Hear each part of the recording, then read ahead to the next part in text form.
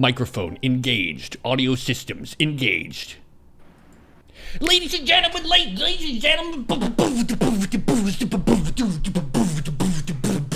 what is up? My name is Timothy Stubble Bubble, and we are back with another episode of Wayfarers. On the last time, the team went in to the big scary boss of the amazing bandit's dungeon. And they found out he's actually kind of a lazy piece of crap, and he just threw him into a pit, and they had to fight the actual toughest beast in the darkness. And they were like, woo, woo, woo, woo, woo, woo, woo, and they got him. But now that they've opened the antler door, what is going to happen with the big purple swirling ball of doom? Find out on this episode of Wayfarers. Hello, everybody. We're back once again.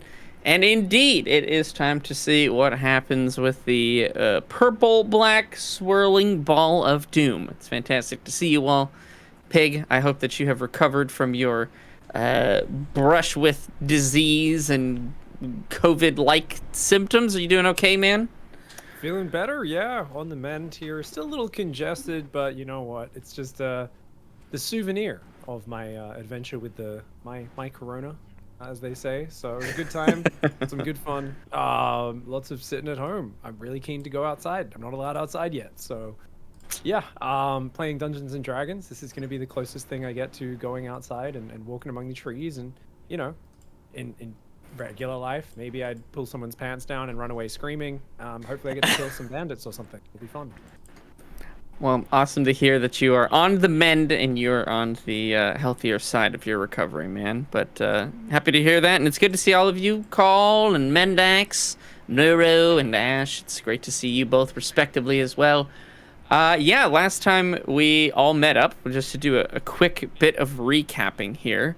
You guys had to face off versus Billy. Billy, who was the sort of half giant, half human. Who knows exactly what Billy was that was kept down in the cellars. You all were able to vanquish Billy, save the servants that were happening in, or rather, that were captured in this bandit cave, and then went back to confront Lorfadal, which was sort of the ogre boss, if you will. I believe you guys pushed him down into the pit where Billy was, if I'm not mistaken, but I don't quite remember. What did you guys do?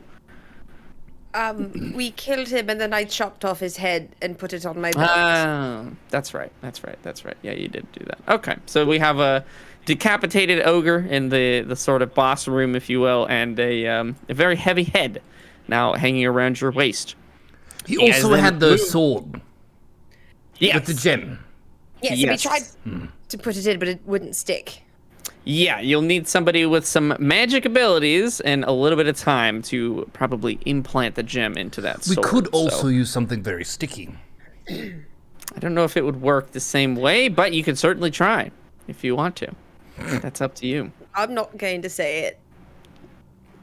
You don't. Yeah, we're good. We don't need it. We don't need to say it. We all know what would be said. We all know, but it's okay. So we're bigger than that. We're gonna move forward. Well, you guys opened up. You guys opened up the antler door, and I believe you have taken the bandit that I keep renaming, but I'm gonna call him Bob today. Bob the bandit, and you sort of were met with these scenes of very, very secular or cycles of life and decay and rebirth and death as you move through these sort of weird narrow passageways. And as you reach the end of the corridors, you were met with this just sort of swirling energy, the swirling smoke, this just sort of ball of something that seemed to react once you guys started to approach it. You told Bob, who is pretty stupid, to go up and touch it, and he was just about to do so. And again, this room once again had sort of scenes of life turning into death, death turning back into life once again. Did I get everything there? Anything else I missed or you guys want to mention? I believe his name was Broderick, not Bob. Broderick. My skeleton. If he dies and I animate then him, he'll be Bob. Bob. All right, we'll finally write down the bandit's name. This is being prepared 101. All right, fine. You guys need a bandit name. I didn't think this bandit was going to survive more than, half a second, so.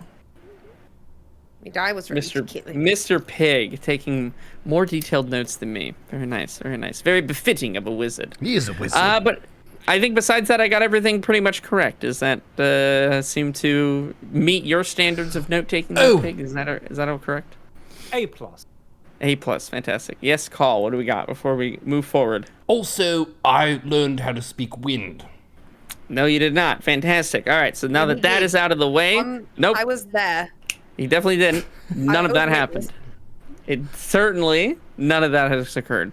I'll look back. Speak wind. Chat, can you back me up? Wait, I'm sorry. Hold on a second. You swear on what? My horns. Oh, okay. Fantastic. I'm just going to go ahead and make note of that real quick, that you just decided to make that swear, just out of the blue for no reason and nothing to gain for yourself, really. Yeah. No, it's just for the truth. Okay. I lay it all on okay. the line for truth and justice, if nothing else. I think we all know Mendax to be that type of person. Yeah, fantastic. I really did write that down. I just want you to know that it's in my book now. So we'll see if that ever comes up again later on, which I'm sure it will. Probably have to roll a 30 to save my horns at some point, and I'll only get a 29. Probably. Yeah, that was such a satisfying experience for me, and just a really disappointing experience for you guys. Yep, just setting his players up to fail. Sometimes it's fun to pull the carpet. It's fun to pull the rug out from under your feet. Besides that, I think we are good to go. Any other last minute promises you guys want to make that I can use against you later on for some reason? I'll think about it. Okay, fantastic. We'll just continue forward then. So Broderick, the bandit, who I feel the need to say that entire title every single time. Broderick the bandit has been coerced from you three to sort of interact with this this smoky orb, this smoky purple blackish energy. He's not very smart, but he is smart enough, and he does have sort of human instincts, if you will. So you can tell he is visibly afraid, and he is scared of what is going on here. And he reaches out to touch it, and just before he does, he kind of backs away for a moment. And he goes, "Are you sure this is safe? I heard a lot of bad, scary things happening behind this door, and I'm not sure that I should do this." What did you hear? I just...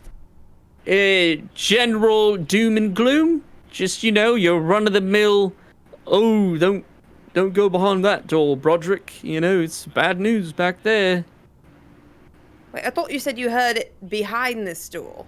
No. Like all the people telling Broderick, "Hey, Broderick, if you value your life, with boy I do, don't go back there." You definitely value it more than you value the lives of, an innocent elf or an innocent wolf. I take it. Well, I won't lie to you. Yes, I do. That is for true. What if the orb grants the user power and they told you not to go through it so you wouldn't take the power? I mean, if I may interject a question real quick then, why is it still here? And why hasn't somebody taken it then? Because the door was so locked. Powerful. Right. We had to obtain 3 separate items to even be able to go through here. I do get that, Mr. Bird, sir, but didn't we have all the keys? And so then couldn't we have just unlocked the door whenever we have chosen to do so? You mean in the room with the Can we chop off one of darkling? his hands? You can. You will have alignment damage for that, most assuredly, but it's up Why don't we to you. chop off one of his hands and throw it into the ball to see what it does to biological material? You can do whatever you want. I mean, I guess I have the head. I could throw that instead. Yeah, it is an already dead thing.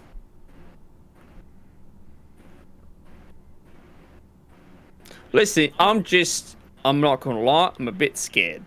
And I'm kind of willing to chance it that I have a better chance of surviving if I don't touch that than what would most assuredly be death if I do touch it.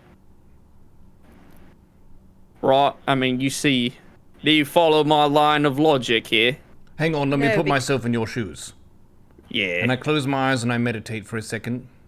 He starts taking his shoes off. He goes, I don't know why you want these, but here you are. I don't even notice that I'm meditating right now, and I'm thinking about the dark orb, and I'm looking at the shoes. I'm thinking about all the various things that could happen, and then I'm thinking about all the different people that Mendax has killed.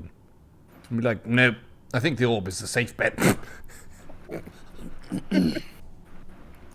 Right, well, here's the thing.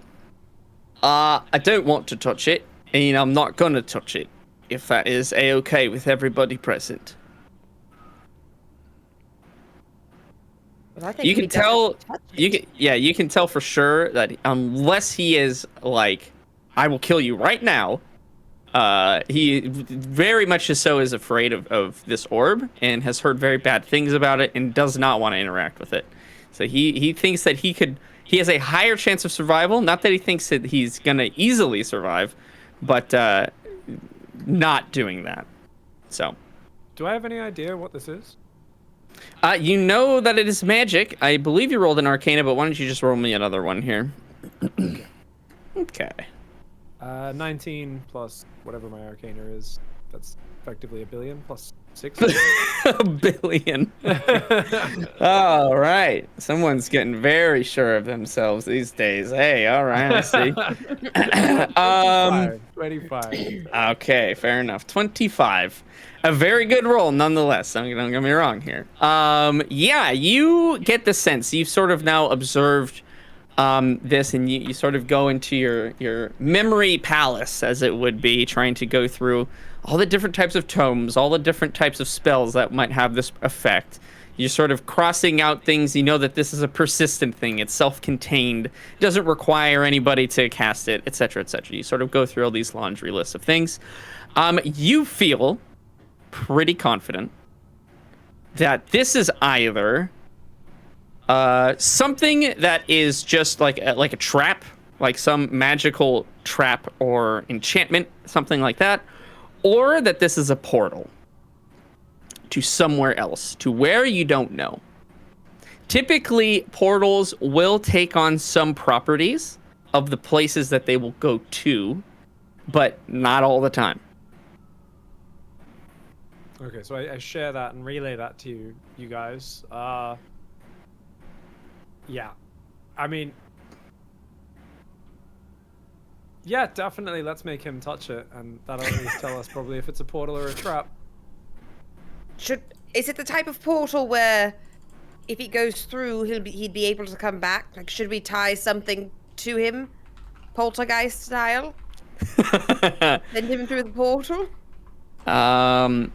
Nigel, you know that portals work all sorts of different ways. Sometimes they're one trip and that's it. Sometimes they are persistent and they're just constant connection between two places. Those are very, very strong, very powerful. Sometimes it's a trip there and a trip back and then it's gone.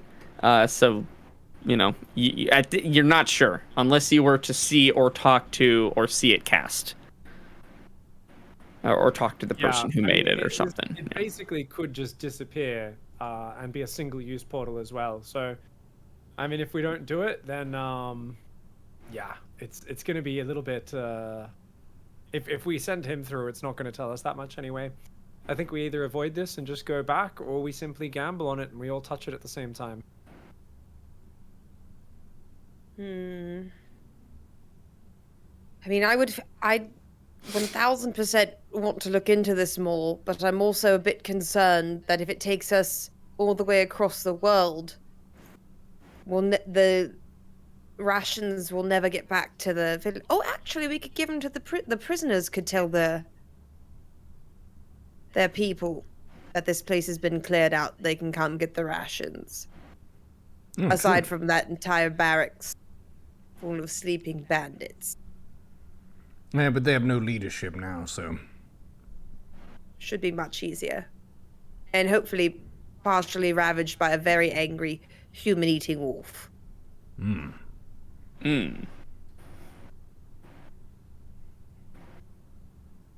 think it'd be funny to try it.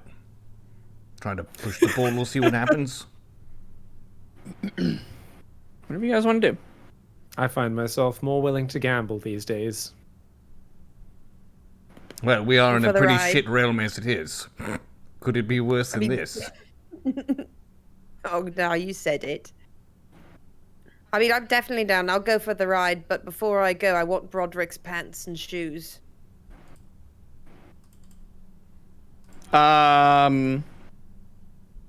He goes up. Yeah, sure. Here you are. And he gives you his pants and shoes. No! He's still very much afraid of you all. He's more afraid of that orb than he is of you. Is he freeballing? No. I would like his Yes. underpants as well. I will run him through the heart if he does not give me his underpants. No, negative. You're not You taking want his underpants. loincloth? Jesus. I want him to have to Porky Pig it out of here. In shame and humiliation, which is a very small price to pay for attempting to murder an innocent elf and torturing a poor little wolf. And how many other people do you think were in that cage surrounded by laughing faces before we found our elven friend? How Mendax, many? attorney at law, nudist justice. You go naked. very least You go we naked. do Is run out here, miniature Todger swinging, grasping it, probably one-handed. I'm not going to look at Broderick and think it's a two-hander to cover it up. I mean, let's be real. I would say let's move on from this. Okay, Nigel, will you please firebolt his pants and shoes? I put him in a pile away from him. Sure thing. They smelled And, like shit. I didn't want them, but I don't want to have them. His Well, you know, pants like- and shoes are on fire. Yeah, the fire actually, the heat will amplify the smell temporarily, so it will actually make it smell worse. But Ribbons, we're going to. This may be a portal. It may teleport us far from here. Do you wish to join us as a party member, or do you want to stay back from the portal and, if it does indeed teleport us somewhere, take the suppliers back and the survivors here back to the settlement? I will do whatever it is that Master Nigel asks of me. I was told to accompany you three. Whatever that means, I am happy to follow you. What do you think, Carl, Mendax? Should we have Ribbons come with us? Yes, he's part of the team. We should probably tell the others that I don't think they came into this room with us. Correct? We had them wait outside. I can go talk to Yeah, them. you did. Yep. Yes. Yep. We should yeah, probably- had him wait outside. I'll go Let step them out for know. a moment. Okay. You walk out. There's the elf and the servants that were in the room with Lord Fadal that you guys saved once they fell into Billy's sort of cave. What would you like to say? Good recently liberated people of the bandits' dungeon. We are about to do something dangerous. If we do not survive, please return to the town, Hope's End, and let them know where the supplies are. They're in this room here, and I'll mark it on a little piece of paper for them, and I hand them to that. Okay. If we are all okay. killed, So do you- be sure to tell them to go to this spot to get all the supplies and the rations, and then also watch out for this room here, and I'll mark it here. There's a bunch of evil, angry bandits sleeping there. And this is the elf that's talking to you. Yeah, that all sounds very nice. How are we going to get back? The woods are quite dangerous, and I don't imagine we'll be able to survive. And he sort of looks around at the servants. No. I just, a little worried about that. Well, you don't have to go right away. If you'd prefer to stay here and create a bunker for yourself, you may do so. Again, we're just going to test something. It might all be fine. And we come back and we go take you back to the town, and it's going to be great. If we're all killed horribly in an accident, then those are your options. Bunker down or brave the woods. But in either case, you now have the boss killed. You have the place to yourself, aside from that one room there. And, yes. Well, okay. If you think that's for the best, then righto. You get it. Well, we don't know if it's for the best. We might be doing something very stupid. I just wanted to warn you. You get the sense he thinks it is very stupid, but he's not going to argue with the people who have saved him. So he wants to go home, and he thinks the best plan is to why tempt fate? Let's go home. Let's bring the rations to everybody. Everybody wins. But again, if you think this is the best thing to do, then he's not going to argue with you. He's in a better position than he was about 2 hours ago. So Fate can be very tempting. sure, I don't know what that means, but okay. Me neither. All right, good luck. See you in a minute, maybe. And I'll go back in. Alrighty. Okay, you go back in. I talked to the recently liberated folks, and I told them where the rations were, where the bandits were, and what their options were should we suddenly explode, or be ported to some evil place and never return. Do we want to push the button for fun?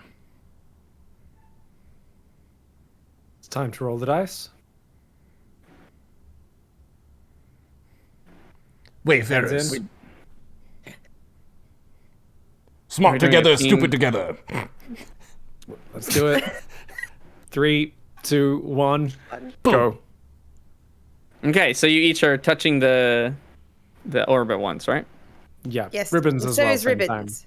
Ah, Wait, okay, is somebody touching goop? Yeah, Holding I've got his- Goop with me. Okay. fantastic. Give me each a d20 roll. 16. A 3. A 10. Okay, Nigel, you just so happen to touch the orb first. As we all know, simultaneous of the... You guys didn't, like, grab each other or anything, right? You guys are just all... Whoop! That's what I understood anyways. Technically, yes. All right, fantastic. So, Nigel, you're the first one to touch the orb. As you do so, you disappear from the room. And the black swirling energy orb disappears with it. Mendax and Call and Ribbons, you all reach out and your hand just sort of swooshes through the air as the orb has disappeared before you're able to grasp it. Oh, come on. Of a bitch. You hear Roderick, that's what I was afraid of. Shut the That fuck up, is Roderick. No one That asked is you, it right Broderick. there. No one asked you, you pantsless shit. Yep, fair enough. Yeah, that's fair. That's fair. Would you guys like to do anything? I would like to kick the ground a little bit out of frustration. We should have held hands. Stupid. Damn it. Always hold hands Makes before you sense. touch a questionable orb. Alrighty. Nigel, I see you've covered your camera. You're not dead. You are alive, but we're going to be switching to solo Mr. Nigel mode for just a little bit here. Yes, you feel the sort of pull of energy as your corporeal form is sort of whisked away through space, essentially. You have more than likely in your time with Master Nibix experienced teleportation of this degree sometime before. You know, or as you're sort of this experience is happening to you, that you are being transported to another plane of existence. You're actually moving through realms. So there are different, what they call planes of existence in D&D. There's the fire realm, for instance, where literally everything is on fire all the time, and the fire elementals live there.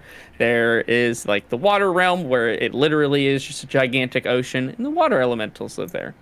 There's lots of different realms, and all of the realms haven't even fully been discovered and plotted out yet in Dungeons and Dragons. So a little bit left up to mystery. But you know, Nigel, that going to any of these realms unprepared, and actually Call what you typed there is correct. There is the air realm, and there are air elementals live there. They do not speak wind. They have their own language, which you do speak. You do speak air elemental. This is true.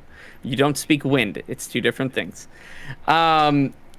But yeah, Nigel, you know Interpretation. that going to any of these realms is usually a very bad idea unless you are prepared to go there. For instance, if you're going to go to the fire realm, you should probably make sure that you are immune to fire.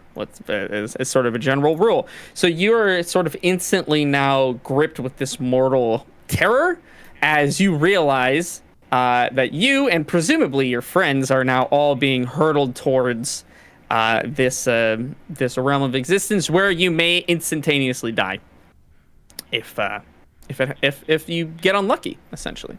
Please have oxygen. Please have oxygen. Please. And you, after some amount of time, I mean, again, this is one of those situations where time and reality start to bend and warp, and you're not sure if you've been moving for a few seconds or a few days. You know, you kind of aren't able to perceive things properly until all of a sudden, just wham, you smack into the ground. It feels like you've fallen out of the sky, but you're not in any pain. You sort of have the wind knocked out of you. And what you see around you is just everlasting darkness. The ground that you're on almost feels, as you sort of lower your hands down to try to prop yourself up to catch your breath, you do find that you can breathe. So, hey, victory there, not instantly dead. Fantastic. And the ground beneath you feels almost organic in a way, as if it's alive, as if you've almost landed on some kind of living creature, as it would be. But the realm that you're in, this sort of environment that you're in, is nearly pitch black. It is very, very, very dark. You're able to make out what looks like shapes that are moving in your vision. You can't tell if that's just your eyes playing tricks on you, or if maybe there is something that's moving out there in the darkness. What would you like to do? You take a few moments, you catch your breath. Your head is swirling and is a bit in pain. Traveling through realms and through realities like that is extremely taxing. So I'm going to pull out my book, Earthworms and Where to Find Them, Volume 1. Okay. And I am going to set it on fire with just a wisp of a firebolt. The use it like a signed Orchimedes edition? My Yeah. goodness. The signed my Orchimedes gosh. edition. It's Oh the only flammable thing I have on gosh. me. I don't have any torches. God, no, not the signed Orchimedes edition. I had such I've got plans 6 for volumes. this book. This is only You one of do. them. Just Volume 1. Okay, it is true. Now he has to rewrite the whole plot. Yeah. Yeah, give me a D6 roll. 3. Okay, so you have grabbed volume 3. You're unable to read which one you have in your bag, so you just have grabbed volume 3. You bust out your wand, as it would be, and you cast a quick firebolt. You set the tome on fire. And that does illuminate the area around you. You don't imagine this book is going to last for an extremely long time, but hopefully long enough for you to figure out what the heck is going on. The area that you are in indeed looks alive. It looks as if the ground you're on is almost made of some kind of dark, almost like black, like ash or coal, like skin. It feels living to the touch. Everything around you, you can see what looks to be almost like trees or plants, but really they're actually moving on their own as well. They look like either they're a part of this organic thing that you're on, or they're their own entity in and of themselves.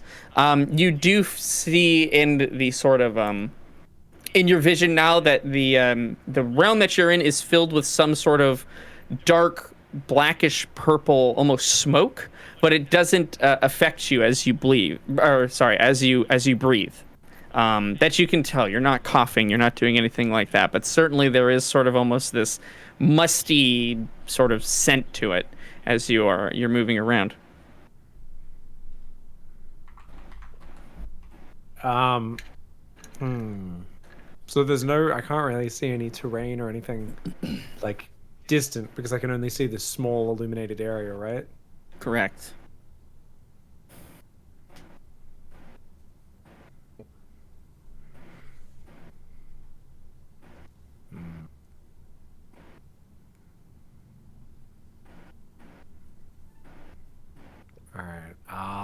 examine the plants near me. I'll go and just take a look at them and try and get a closer look. Okay. As you stand up and you begin to walk on this surface, it is solid enough for you to walk around, but you do almost feel as if the ground is shifting underneath you, as if it's almost like a structure of muscle and bone that is twisting and turning with every step that you take. It almost feels as if the ground slightly sticks to you as you move your feet. It's not grabbing you. You're not stuck to the ground by any means, but it almost feels as if something is trying to pull on your feet as you move. You walk over to one of the nearest plants. Again, if you can even really call them plants, this is all organic material. It's not like stone or wood or bark or anything like that. It's almost like everything is just made of some type of flesh. And you can see that there are what looks to be like shoots of grass that come up out of the ground. As you approach, they actually react to either you or your light, and they sort of sink back into the ground very quickly. And you can see these sort of these little holes or abrasions where they were coming out of. And nearby, I guess you could call it tree of sorts, almost looks like a scene almost out of a horror film, where it literally has the wiring and the branches of like a tree, but there are no leaves. And again, it almost looks like it's made out of flesh and bone. All right.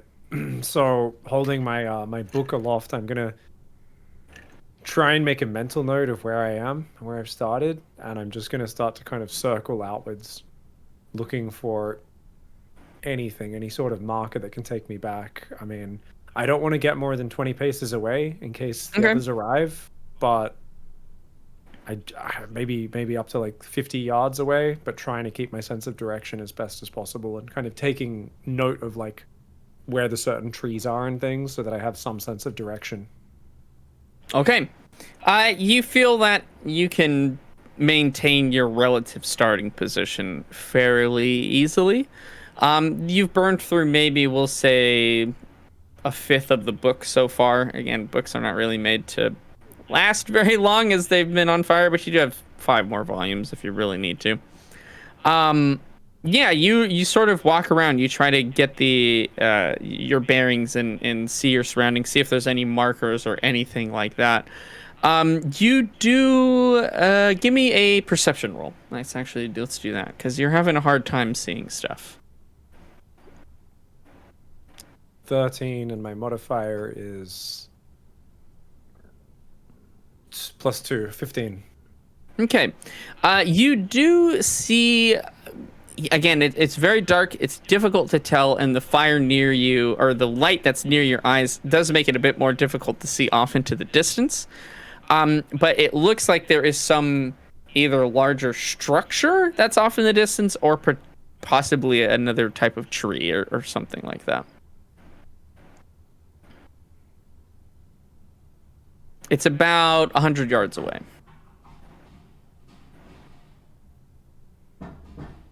At this point, doesn't seem like my comrades are appearing, so getting a little bit desperate, knowing I've got to get out of here sooner rather than later, I will head towards it.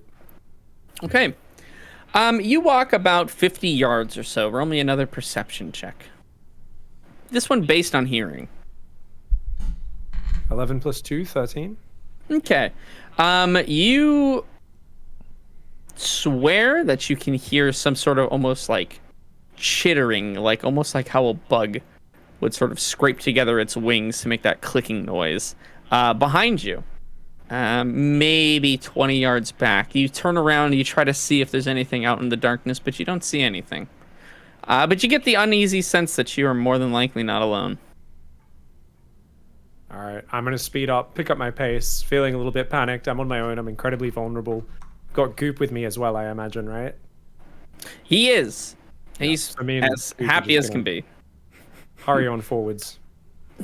Okay, yeah, Oh, he's just sort of... Sorry, I'm also going to drop Ratty off my shoulder and Ratty go back, figure out what the hell's making that noise. And I'm going to hurry in the opposite direction towards this, whatever this piece of terrain is, this large structure. Okay. Yeah, you run forward. Goop is able to keep up with you. He has the same sort of issue of it's almost like the ground. It has like a gum quality to it. It's just kind of, just ever so slightly sticking to the bottom of your shoes as you're running forward. Ratty goes off behind you to try to figure out what it is. Maybe 25 yards. You move another 25 yards forward, which was very quickly, and like that, your connection with Ratty is severed, which only means that Ratty's been killed, essentially. Yeah. Which means I can. You can resummon him? him. Yeah, you can't. Yeah. Yeah, that takes time. So he's basically, for all effective purposes, gone for now. I think it takes like an hour to summon a familiar. An hour and 10 minutes. Oh, it takes a while. Yeah, it takes a bit. Yeah. I think that's the first time Ratty's died. Oh, that's sad. All right. I mean, death is kind of the right word, I guess. It's not really. Yeah, I mean, it's not really alive, but yeah. More like dispelled, you know. Yeah, there you go. Been puffed out.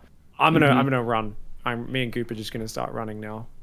Yeah, good call. You are now in a mad sprint, hoping that whatever structure you've seen in the distance is not just a tree. And as you get closer, you have about maybe 1/5 of the book remaining that's burning in your hands. Sort of the ashes and the sparks from it is just kind of flying back behind you. The sparks getting lost in the darkness and getting snuffed out very quickly.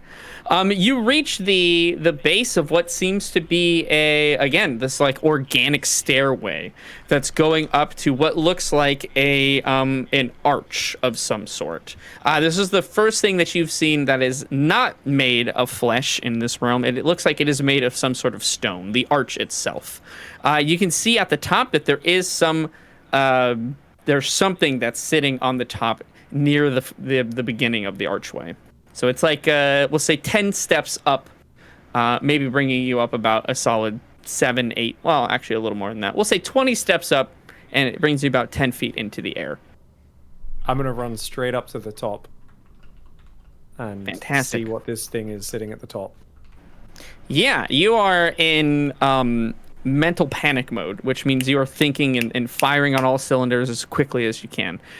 You make a mad sprint to the top. The sound behind you now, it's very difficult to describe, but you definitely hear movement. You hear almost the sound of things rushing past each other. You hear once again that chirping, that skittering almost. But as you sort of look, whenever you can spare it over your shoulder, you see nothing but this just unending darkness that's behind you. You make it up to the top. Goop makes it as well. Won't argue that at all. And at the top there is a skeleton, sort of half buried in the ground, and clutched between its skeletal fingers is some sort of green fragment. It almost looks like glass or jade or like some kind of rock. Sorry, and is it holding that fragment, or? Yeah, it sort of has like some chain that's around it, and it's sort of stuck on its fingers. So it's like a dead skeleton, right? And this talisman is sort of intertwined between its fingers, so it's stuck there. And there's an archway just behind it, is it? Just behind it. Yep. Okay, the archway is currently it's you can see through it. There's nothing there right now. All right, I'm gonna just snatch up the talisman. The steps are also made of stone, right? Just like the archway? Nope, the steps are made of flesh. Oh, that's made of flesh. It's just the archway that's stone. Okay. Mm-hmm. All right, so I'm gonna snatch up this talisman and just see if I can sense any magic off it or use it in some way. Yeah, sort of in one motion as you're running up. Again, you're thinking quickly. You're thinking on the fly here, doing anything that looks like it might increase your chances of survival. You sort of rip this talisman out of the skeleton's hands. The skeleton kind of crumbles as you essentially trample over it in a quick moment. And you feel the thrum sort of power that courses through your hands. and into your arm. You can tell that this is extremely potent magic. You're not sure exactly what it does, but you can tell that there's energy and power from within this talisman. Right now, I see an archway. I desperately need to escape. I am desperately going to try and use it to open this archway, to create some sort of portal. Some way I'm going to try and hold it up to it, channel some energy through it, anything I can do to see if I can activate it. Yeah, activating magic items is, once you've done one activation, you've done a million, essentially. They're all activated by sending whatever sort of power you harness into the item itself and sort of expelling the energy that's within the item to activate whatever it is. You have no clue what it's going to do. It could set you on fire. It could teleport you somewhere else. We're not really sure at this point. But as you do so, you kind of hold it into the air to try to channel as much energy as possible. And you turn your back to the archway to try to see what is approaching, what is coming towards you. And the green talisman lets out this sort of blinding like flash of green light. And for a moment, it illuminates the surrounding area around you. And you can see off to your right, again, this landscape of flesh just continues onward for what seems like forever, unending, unchanging, only broken up by just a few of these weird, malformed, flesh-like trees in the distance. The same thing over to your left. You see no signs of life other than whatever this strange realm is. But in front of you, you're sort of awestruck for a moment, forgetting exactly what you're trying to do and what you're trying to accomplish, as it looks like the earth itself has actually almost risen up in like a tidal wave and has been pursuing you through this darkness. For just a moment, it illuminates sort of this towering, again, almost like tidal wave of flesh that has just been pursuing you.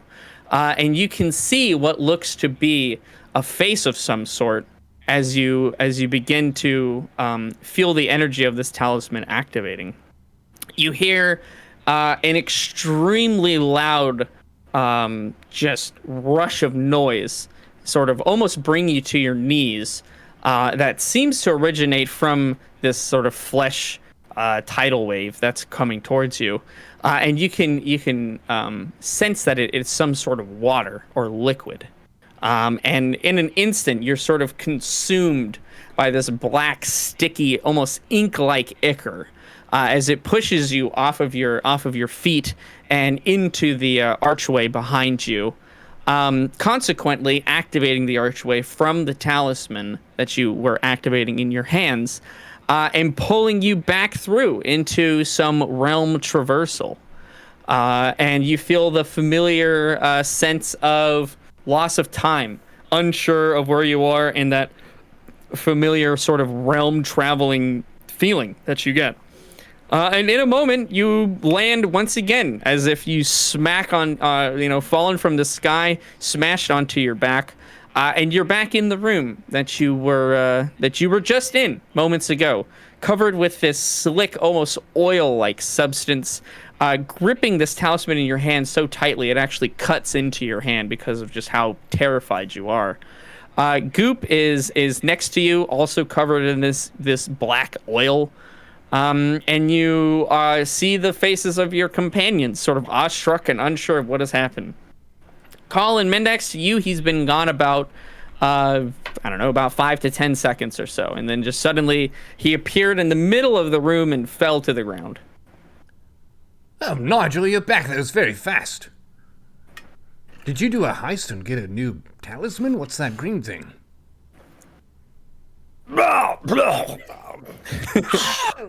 Ooh, it's a gross heist. I'm just spitting the oil up. I'm trying to get it out of the orifices, out of my ears. It is disgusting. How does he smell? Almost like what you would imagine death smells like. It smells like rot, almost like pussy oil. Oh, Gross. Oh, really? Oh, God. That was not a good idea. That was not a good idea.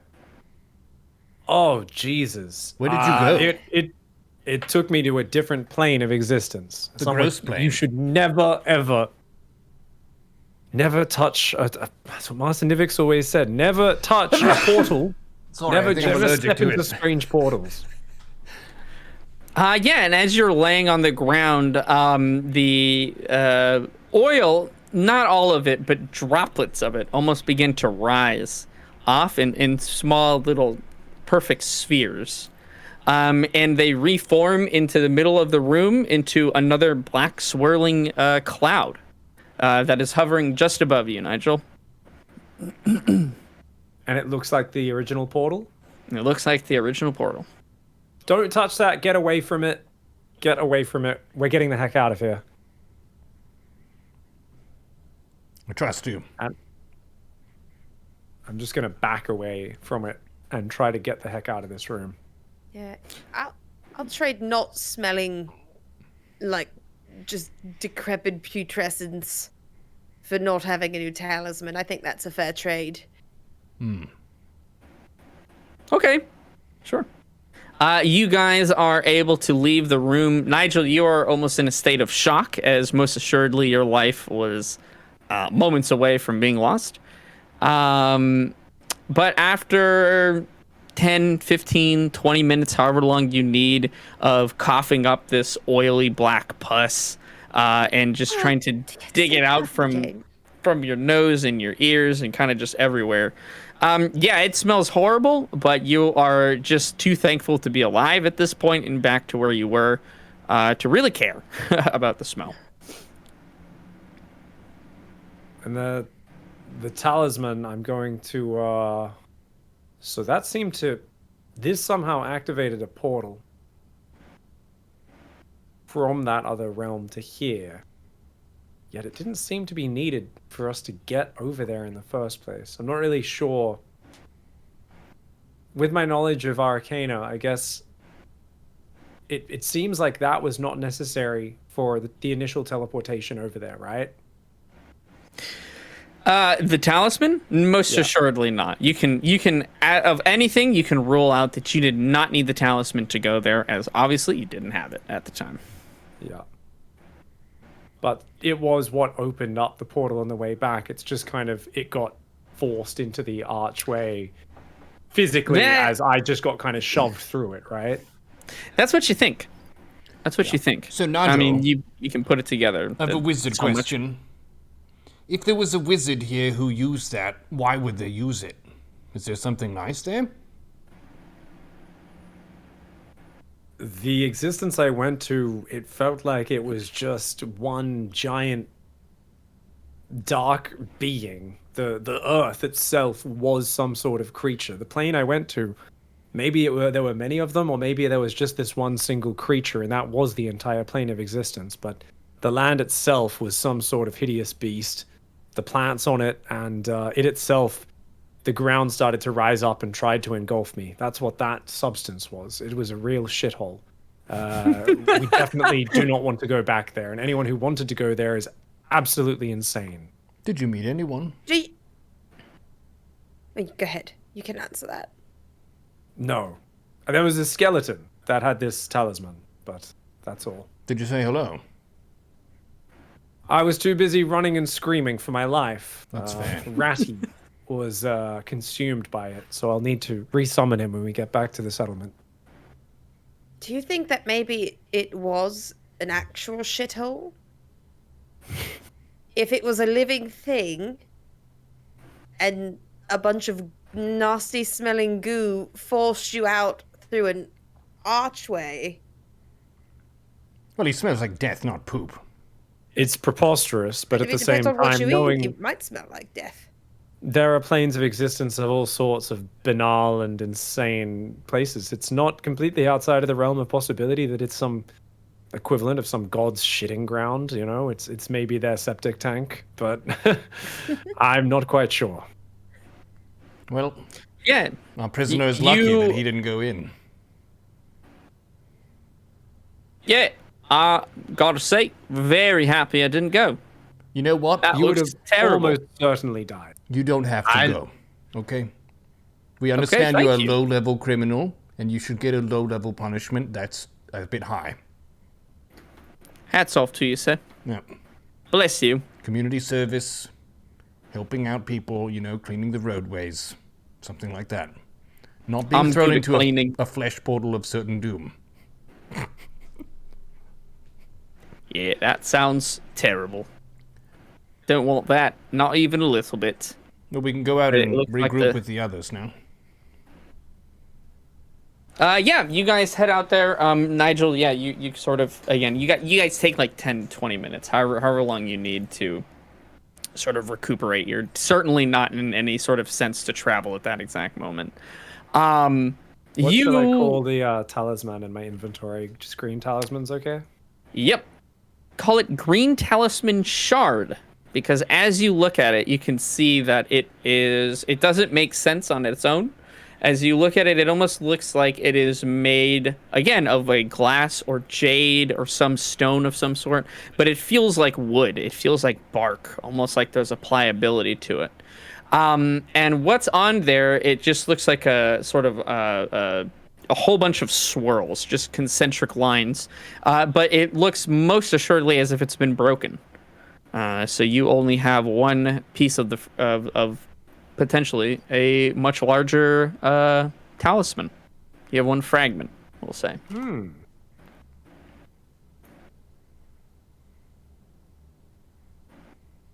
Yeah. Okay. And there you go. You have that now. That's for you. Green talisman shard. Green Talisman Shard. You guys head out. You meet up with the captives and the elf that's there. They all take a few steps back once Nigel emerges, as he does smell very, very bad. But again, they're just happy to see you alive and relatively unharmed by the looks of it. What do you guys want to do with the antler door? We could put up a sign that says, "Don't go in here, you'll be poured into a flesh hell of certain doom." Yeah, we could also Honestly- just close it and then take the antlers back and either hang on to them or hide them so no one else can get in here. That's a good idea. That's better than a Or sign. we leave the antlers here, or give the antlers to the elders in the village, and if they decide to move in here, then perhaps they can enact their own justice on the bandits and shove them in one at a time.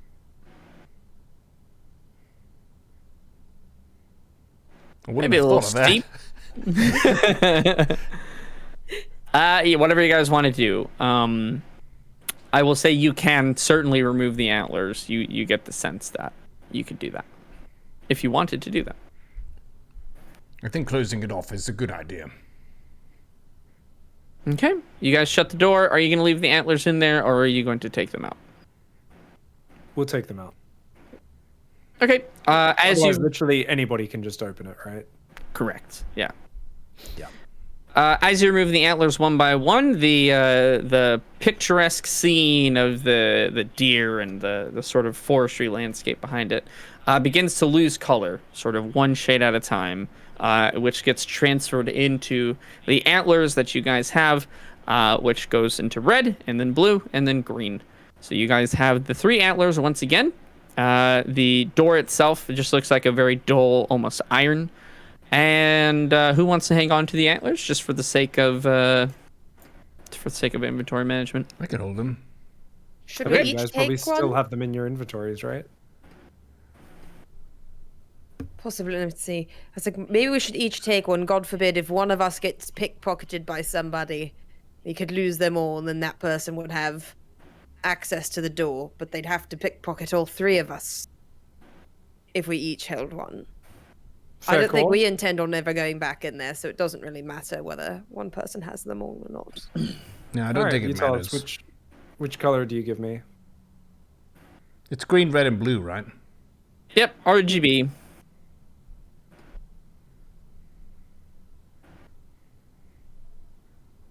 Let's see. Can I have the red one? Absolutely. I was going to say you should have red because it matches your eyes when you rage. Thank you. Red antler. Added to inventory. And you, Mandax? I think I want green. All right. Blue antler it is for me. Fantastic. Okay. Well, we've stocked up the supplies. Anything we can't carry, the others who are with us can also carry as well, and we can head back as a sort of caravan back to the village, yes? Yes. Yeah, you guys are taking the rations with you, yeah? Yep. Well, weren't Okay. there so many of them that we can't take all of them? You guys have now enough hands, I would say, with saving the servants and the elf and probably the dwarf that's still outside and potentially the gnome that you guys terrified. Who knows if he's still around? If we find him in a closet, just shaking. Yeah, if you want Broderick to carry some, I'm sure he will. But Absolutely. He can between cover up his- all of you, Yeah. yeah, you most assuredly have enough Hold it to over bring his all, giblets. yeah, all of them You back only need home. a small box. Yeah, so you can bring all the rations back, we'll say, for sure. Very good. And those are in room 11. For people's reference, we were just by room 14 with the antler door and stuff. Mm-hmm. And I think we can make our way out. Do we need to pass through the barracks We where all the do. bandits are sleeping? Yep, that's the only way That's out. why I saved the head Right. of the chief for intimidation if we need it. That's a good idea. Okay. You all head back. You've grabbed the rations. They were between rooms 10 and 11. They were essentially some stockpiles. There's also some that were in room 8 as well. So you were able to gather up as much as you guys can, which is basically all of it, we'll just say for the sake of ease. And you head forward. As you do so, Ribbons will come up to you, Nigel, and he'll sort of drag one of his long talon-like fingers across maybe your back or your hair and get some of that weird black pus on his finger. And he kind of looks at it, he kind of squishes it between, and he puts it in his mouth and he kind of tastes it, eats it. Oh my god. He goes, Yeah. That's quite gross. and that's it. I'm gonna throw up. Yeah.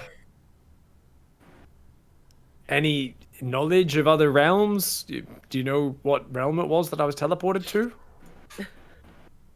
No idea. It's quite beyond my understanding. But your diagnosis as a cleric in the ways of healing would be that it's gross. Yes, most assuredly. Wow. Medical term. Yeah. I would not recommend anyone do this. Wow. Carry on then. Do you have any spells of greater showering? And he kind of scratches his head. I don't. No. Oh, might be a good one to learn when he smells like shit. Yeah, and he kind of just looks at you and Yes. just kind of nods at you. Does Ribbon's breath now smell as bad as Nigel?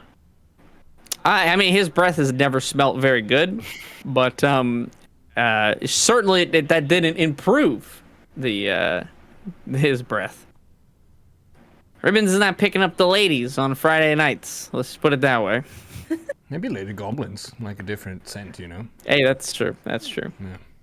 That's true. Straight sexual pheromones. That's just. Oof.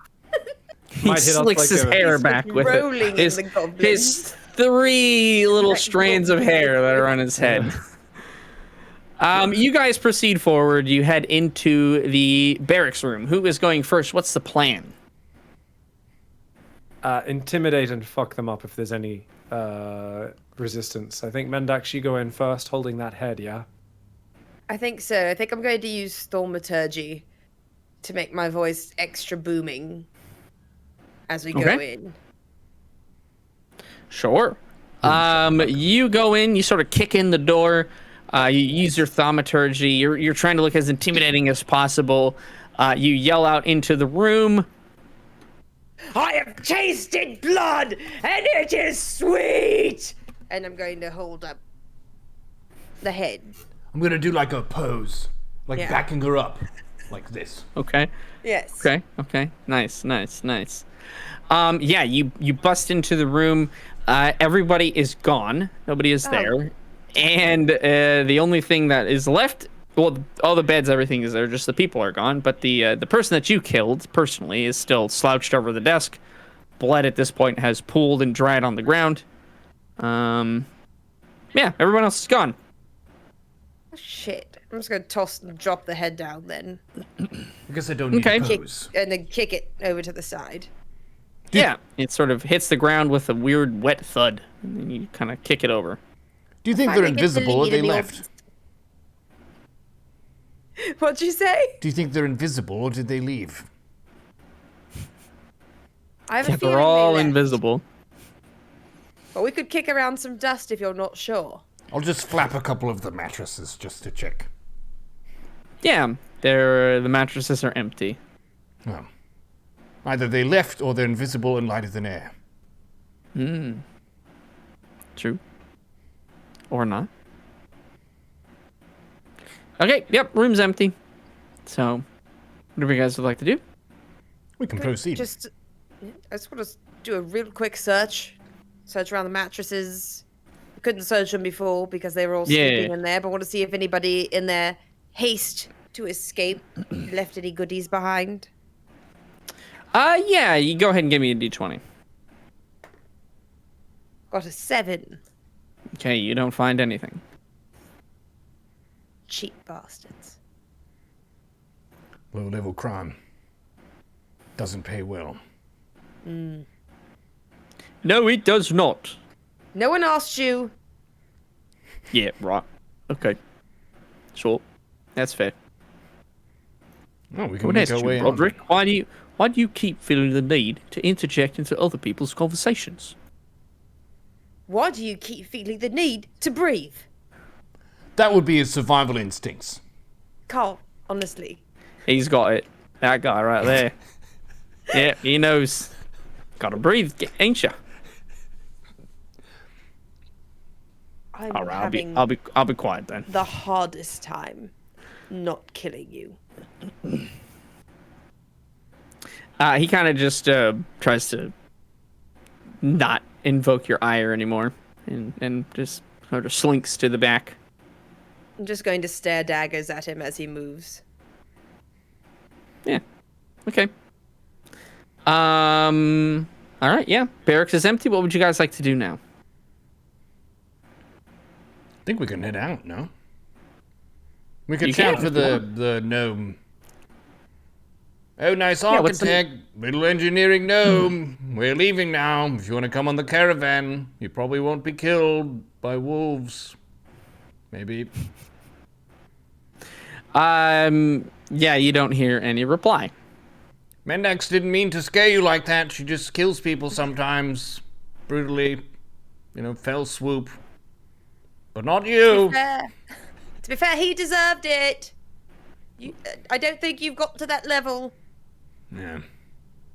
Probably. Yeah, you guys still don't hear anything in the barracks.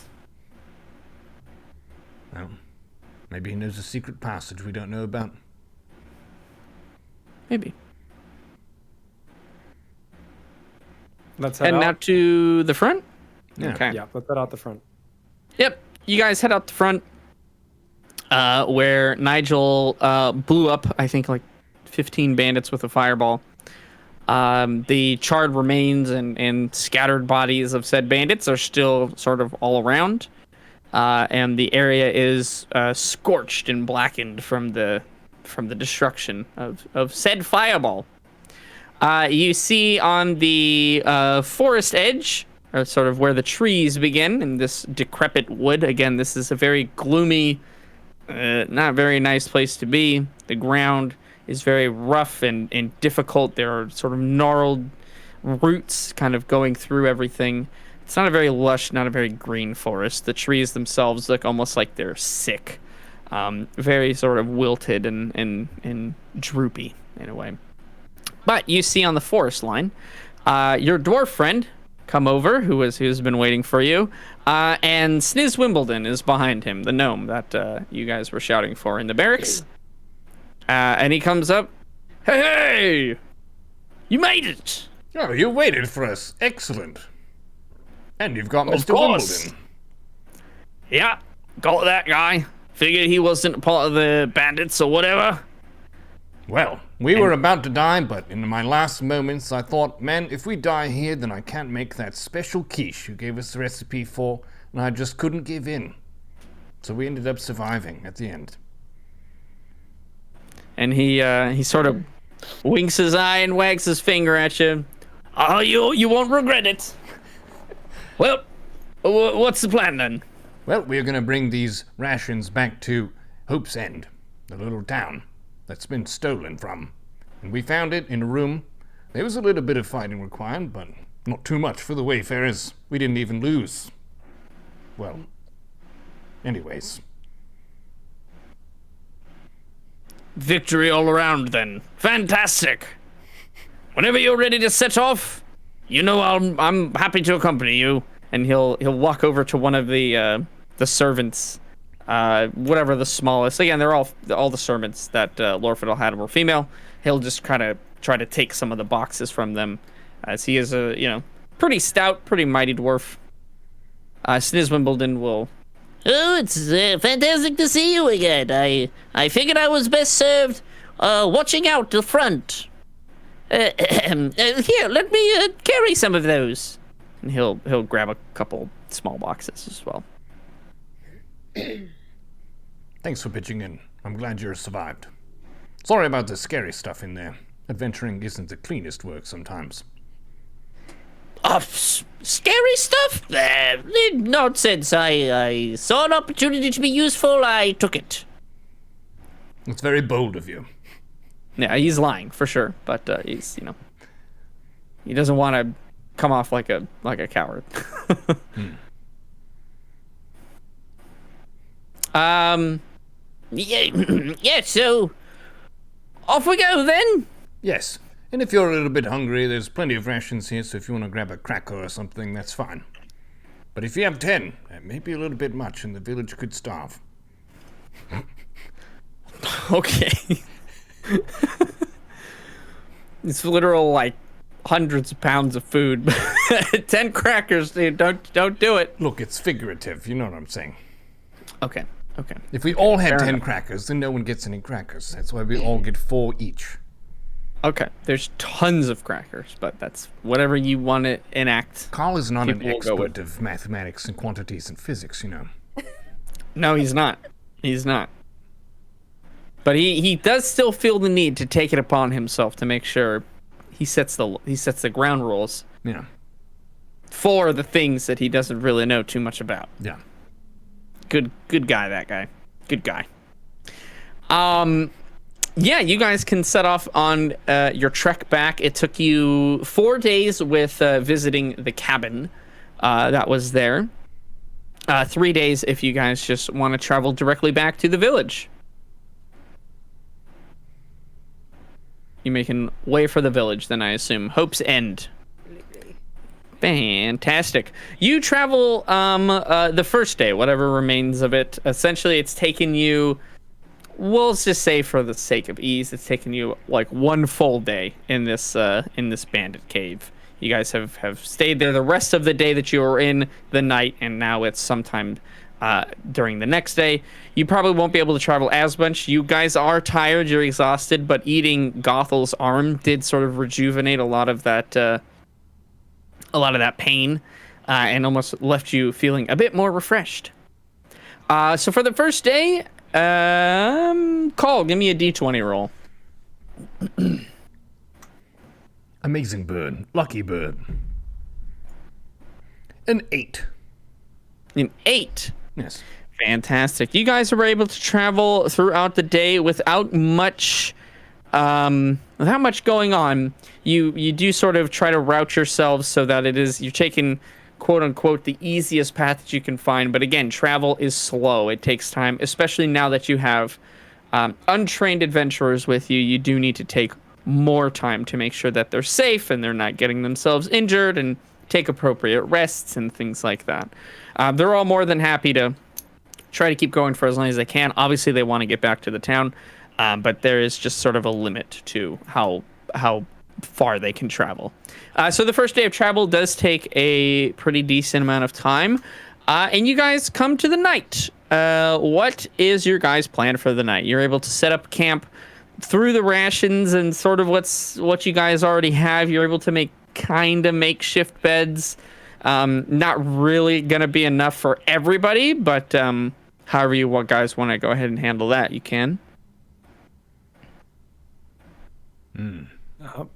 Take turns on watch. One of us always on watch. We're not going to rely on any of them, of course. And yeah, happy to just sleep in my cloak.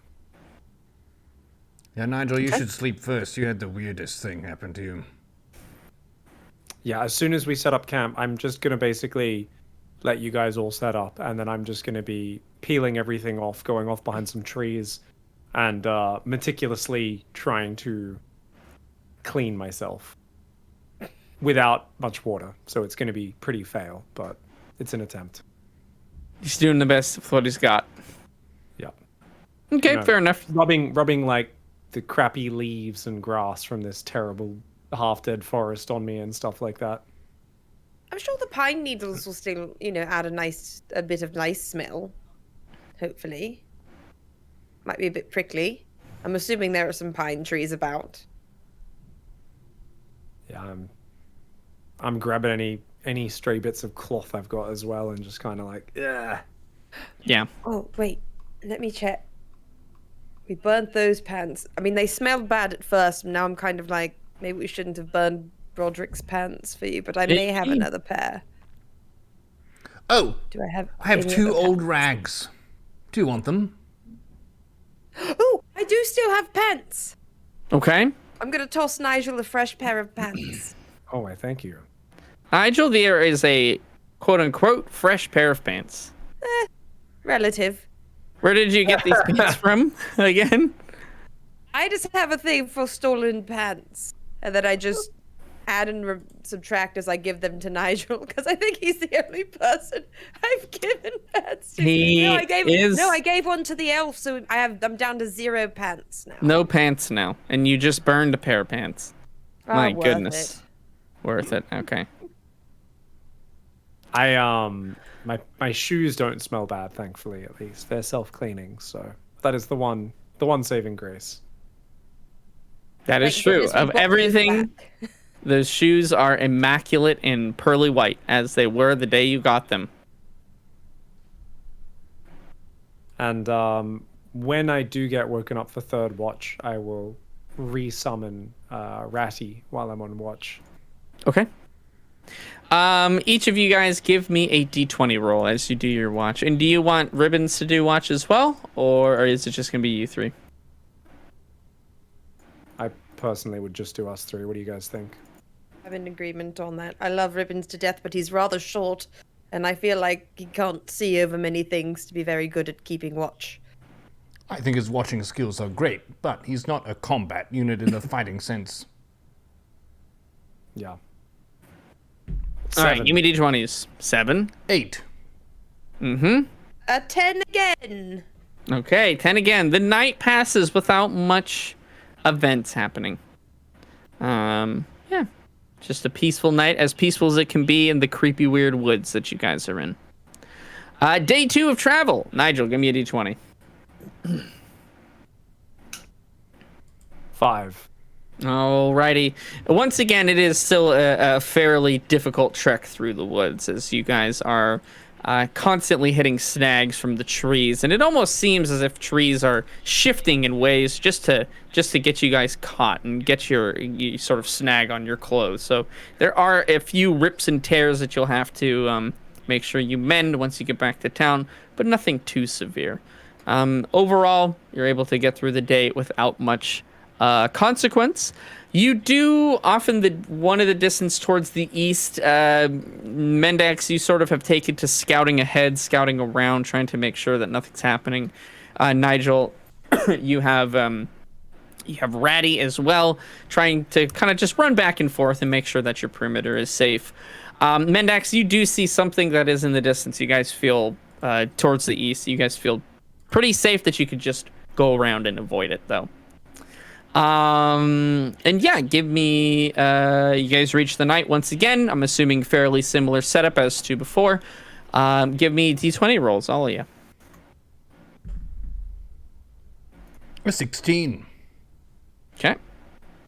6. 3. All right. The night passes by. Nothing really happens. It is uncharacteristically quiet, as it seems once again in these woods that there is no signs of life. There's no chirping of insects or birds, or just really an uneasy calm. Except But you call. awaken. What's that? Except call. Except for Call. Call is alive, and all of you guys are alive, and then anyone in the group is alive currently. Well, you said no chirpings of birds. Well, do you chirp regularly? I could. You could, but do you? No. He Okay, talks shit, which is the same as chirping Yeah. if you're from Canada Yeah. or play hockey. Okay. I'm not and don't, but thank you for that lesson on that. I appreciate it. The night passes by. Nothing really happens. Mendax, give me a roll for day 3. A 2. A 2. Fantastic. You guys travel along. Mendax, you see throughout the day, you get the sense that you are being followed.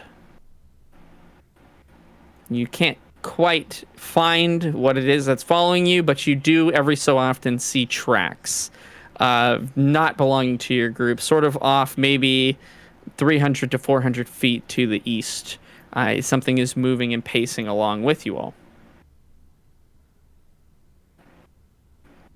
Can we inspect the tracks? Only Mendax knows of the tracks currently. If she wants to alert you guys to the situation, you could detour and head over there. No. I do want to alert them to the situation. Okay. Gentlemen, it appears we might be being followed. And by might be, we're definitely being followed. What sort of creatures? Can I tell by the tracks? Apop? Did you, we can just say that you did look at the tracks when you were over there. Give me a, it would be, Probably investigated. I was going to say survival, but let me see. Yeah, survival. I think I persuaded myself into knowing what they were. Yeah, it's going to be survival. I think outdoorsy nature. Yeah, it actually even for 100% it's survival. What if Yeah, so- What if she did a backflip and looked at it in the air upside down? Wouldn't that be an acrobatics check? Acrobatics, it would be. Yeah. It would be an acrobatics check, and then your survival check would have a negative modifier to it because you're making it needlessly more difficult for yourself. But you can do that. That is up to you. That is certainly within the realm of possibilities. Right. Yeah, we're just going to go for it. Okay. Okay. No backflips. Come on. Better than perception. Better than perception. Technically better than perception. I got an 8 plus 1. A 9. All right, a 9. You can tell that whatever is following you is not doing any sort of job to keep its tracks covered. It looks like it is a humanoid of some sort. It looks like human feet even. And that's it. That's all you can really tell. Does it seem like a single creature, Mendax, or a group? From what I can tell, it's just one, unless they're being very good about walking in each other's footprints. Could it be But Gothel? I mean, it could be. Well, did he have You're big not a footprints? tracking expert, so we'll say that you don't really know I'm a the. city girl. Yeah. I'm a village girl. You got sorry. human feet, and you're feeling Yes. pretty good about that. Pretty darn good. Yeah. But She I can see, follow like, the, if I the would scent I of know ale to to go, a like, tavern. how deep it was, like how deep the impressions are. No. No, certainly not.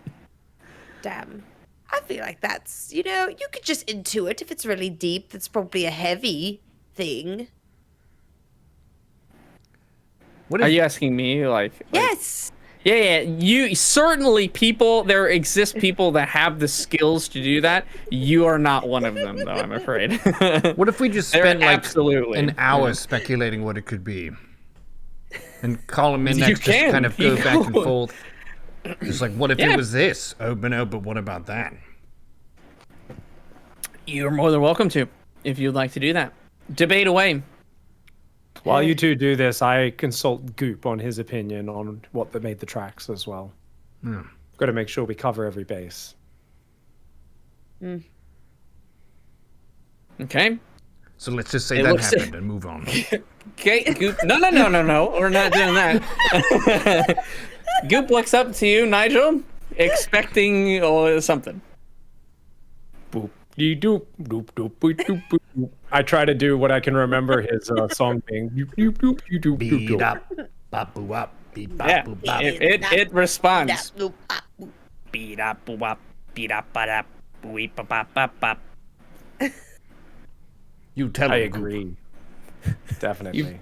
It said nothing. You have no clue. It has no communication. But if you want to infer some meaning in that, you're more than welcome to. Much like C-3PO in the original Star Wars films, I am literally making up what the other thing's saying, but pretending that I'm having a conversation with it. Okay, good. My cousin could speak Golem. Yeah, I don't know about that, but okay. Oh, well, if you guys want, we can go explore it. Otherwise, I'm happy to continue. Just want to check that I don't have anything precious from it. So I'm going to, around the campfire, do some identification of my items. Okay, what are we identifying first? You guys, so you're going to continue forward and just kind of keep an eye on this? Is that what I'm understanding? I think so. If it's not bothering to hide its tracks, which either means one, it's friendly, in which case there's no reason to investigate it, it'll pop on in, or two, it's powerful enough that it doesn't care if that we know it's there. Which is not Both a great thing. very solid options, I'll be honest. And I don't think knowing that it has humanoid feet is going to allow us to set up an adequate trap, so we're best off just continuing to move. Okay. Yeah, you travel for the rest of the day. You're unable to see what is making these tracks, Mendax, but you are able to, again, you kind of go back, you check in. Here's the thing though, you're not like a scout. This is not where your skills lie in stealth. You're much more of a thief. You're an acrobatic kind of cat burglar, if you will. You don't know how to track things. You don't really know how to do that. However, You're doing your best. You're doing your best. as a rogue and a thief, she would be able to do like cool poses where if someone didn't know what good tracking was, they could confuse her for being a good tracker. Sure, absolutely. Yeah. Yes, most assuredly, but inside Mendax, you are like, I am so shocked I even got human feet, because that is crazy that I was able to realize and understand that. You guys make it through the night, you make it to the night. We'll see if you make it through. And you take similar watches. Each of you roll a d20. All right. Before I go to sleep, can I do my identification as well? Yeah. Do you want to do it during your watch or before you go to sleep? Before I go to sleep. Okay, sure. Just give me the d20s real quick, and then we can do the identifications. 13. Okay. Mendax and Call. What'd you get? 14. 16. Alrighty, fantastic. Nigel, go ahead and give me some identification. So you're ripping through a few of your spells in order to take a look and see what some of these items are. So I should be all rested, of course. So Oh, yeah. Click long rest.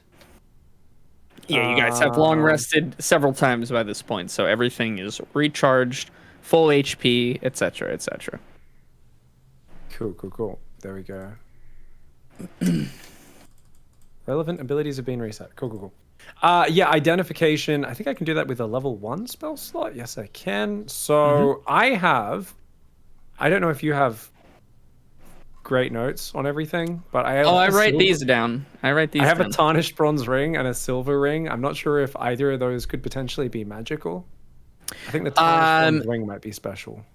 I don't believe any of the rings were magic, if my memory cool. is correct. In that case, all I have is the slime wand. Yes, and you should have a potion as well, or somebody has a potion. I think one of these guys probably has the potion. Yeah, if you guys have any items for identification, just gotta give them all to me. / tell me what they are. Oh my god. Oh my. Oh, My life got messed up when I did a Oh. long rest. Whoops.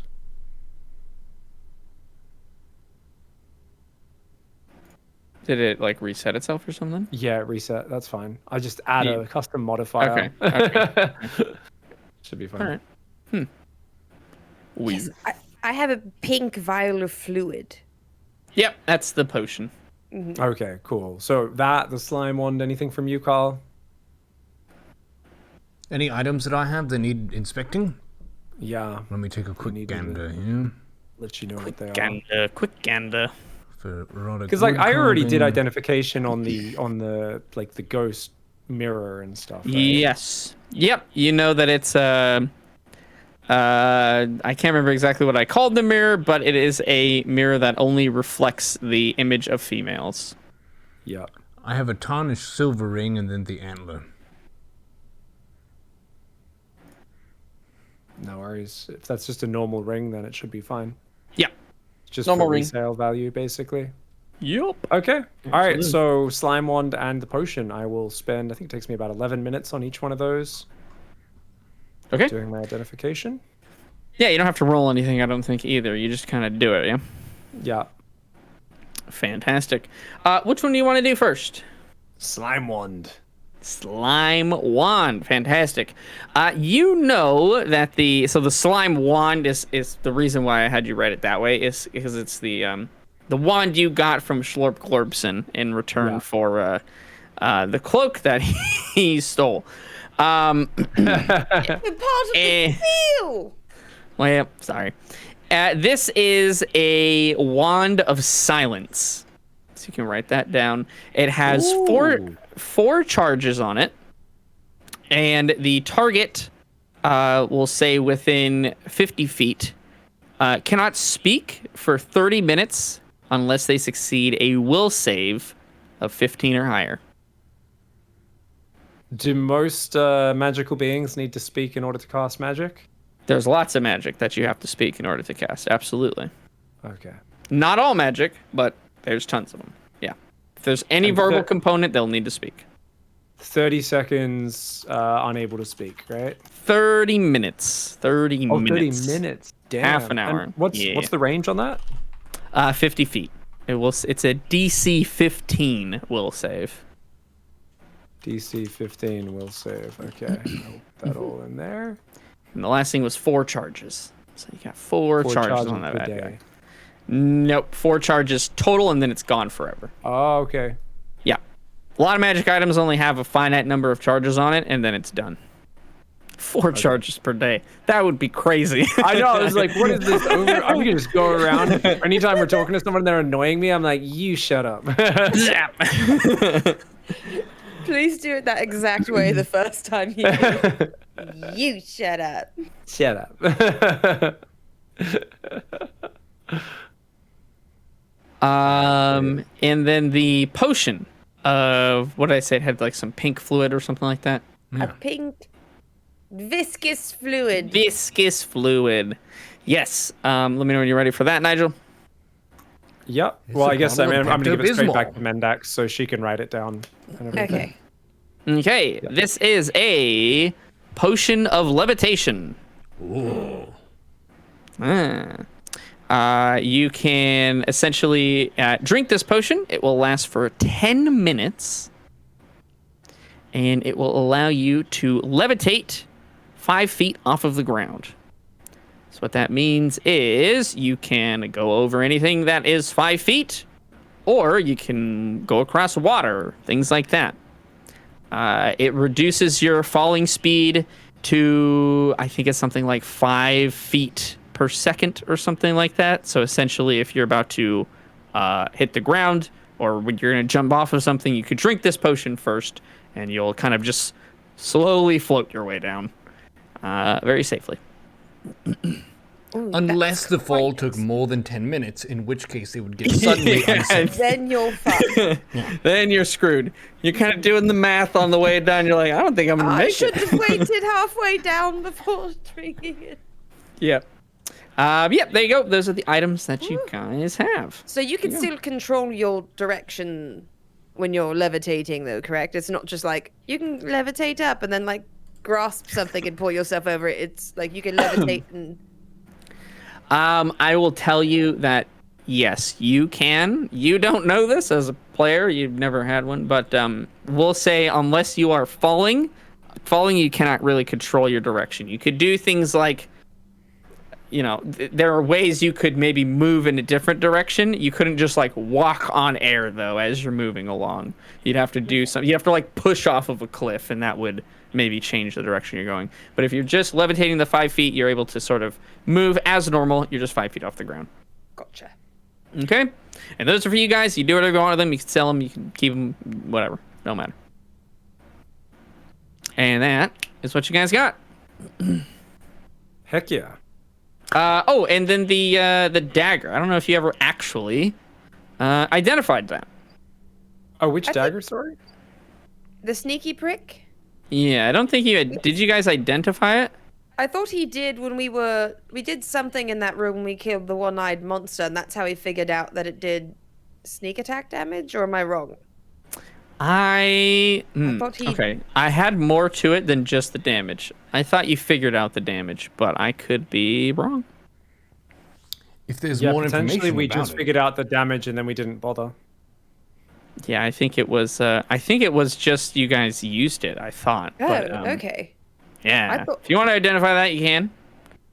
If I'm Oh, wrong, I did identify it. you did. Okay. Yeah, I thought I Ribbons could've did a swore. healing prayer, and I did an identification spell. Extra damage for sneak attacks with sneaky prick. I didn't write down any more details. I assume Mendax wrote them all down though. No, that was the That only is thing that fine. I remember. I feel like I would have remembered if we'd been told. He was going to give us extra stats on it. Yeah, if you already identified it, that's okay. No. I mean, if he there made was that up. something else, maybe Mendax forgot to write it down. No, it would like I wrote down what we were told, and that's all I have. Is the Oh, I had at the +3 time. sneak attack damage. I'll leave it up to you. Might not be a positive thing. If you want to keep the item the way that it is now, since it was my fault, you can keep it as it is now. Does +3 damage to your sneak attacks. If you'd like for Nigel to identify it again, easy retcon for me would be, Nigel, you kind of brushed the surface of what this item was about, but you guys were kind of in a hurry and you didn't delve as deeply as you could have. Mendax Up to you, was cool. Mendex. Let's Send it. let's go with it. Yeah. Okay, Okay, fantastic. so remembering that I am not owning up to the fact that I missed these details the first time because Correct. I'm Nigel and I am Correct. apparently wise. My explanation is Mendax. It seems that this is a truly special blade that, upon your unwanted bloodshed and vengeance in this last dungeon, it seems to have attained some extra qualities. It seems almost like something with the vengeance with which you meted out justice upon those bastards, those animal abusers, the abusers of women and the weak, the stealers of the food from these people. You've somehow imbued some extra powers in it. Wow. Beautiful job. Crazy. Go ahead, you cast Identify on that. It does indeed give you +3 damage to all of your sneak attacks, so long as you're wielding the dagger that you have named Sneaky Prick. It does something a little bit extra, as this is actually a cursed dagger. As you kill things with this dagger, as you slay them, if you're the one to kill them, the dagger will actually absorb a little bit of the blood from the creature that you've killed. So this only works against living creatures. It doesn't do anything against constructs. It doesn't do anything against undead, things like that. So it has to bleed in order for this effect to work. Once it has absorbed the blood of 50 different creatures, something else will happen. Nigel, you're unable to scrape the surface on what exactly that is. Yes, it has some sort of quality that is about to. It's about to grow. It's about to develop. It may. I don't know if it'll be good or bad, but it seems like it'll be absorbing some sort of power, and it is nearly there. Do we have a kill count on it that you've been keeping there? I did tell Mendax to keep track of how many people she's killed with it, so I don't know if you have been. Okay. I'm trying to remember the ones that I got the killing blow on, and I know I killed two bandits in the last layer. I don't think I killed Lorfador. No, I don't think so. Yeah, I don't think I had the killing blow on Lorfador. I killed the one, so I think I've had. We'll go with 2. You have to kill him with the one Okay. in the barracks as well. I Okay, had the so sneaky prick before that. Uh-huh. I think those were the 3, and there might have and then there was definitely one more when you fought the one-eyed monster. So it's been at least 4. All right, we'll go with 4. From now on, and I leave this completely up to I you will to tell me. definitely do I will update the count, but I will not keep track of it. The kill has to happen with this dagger. Gotcha. Like you have to end the life of whatever creature with this dagger. Okay? Fantastic. That's it. That's what you guys got.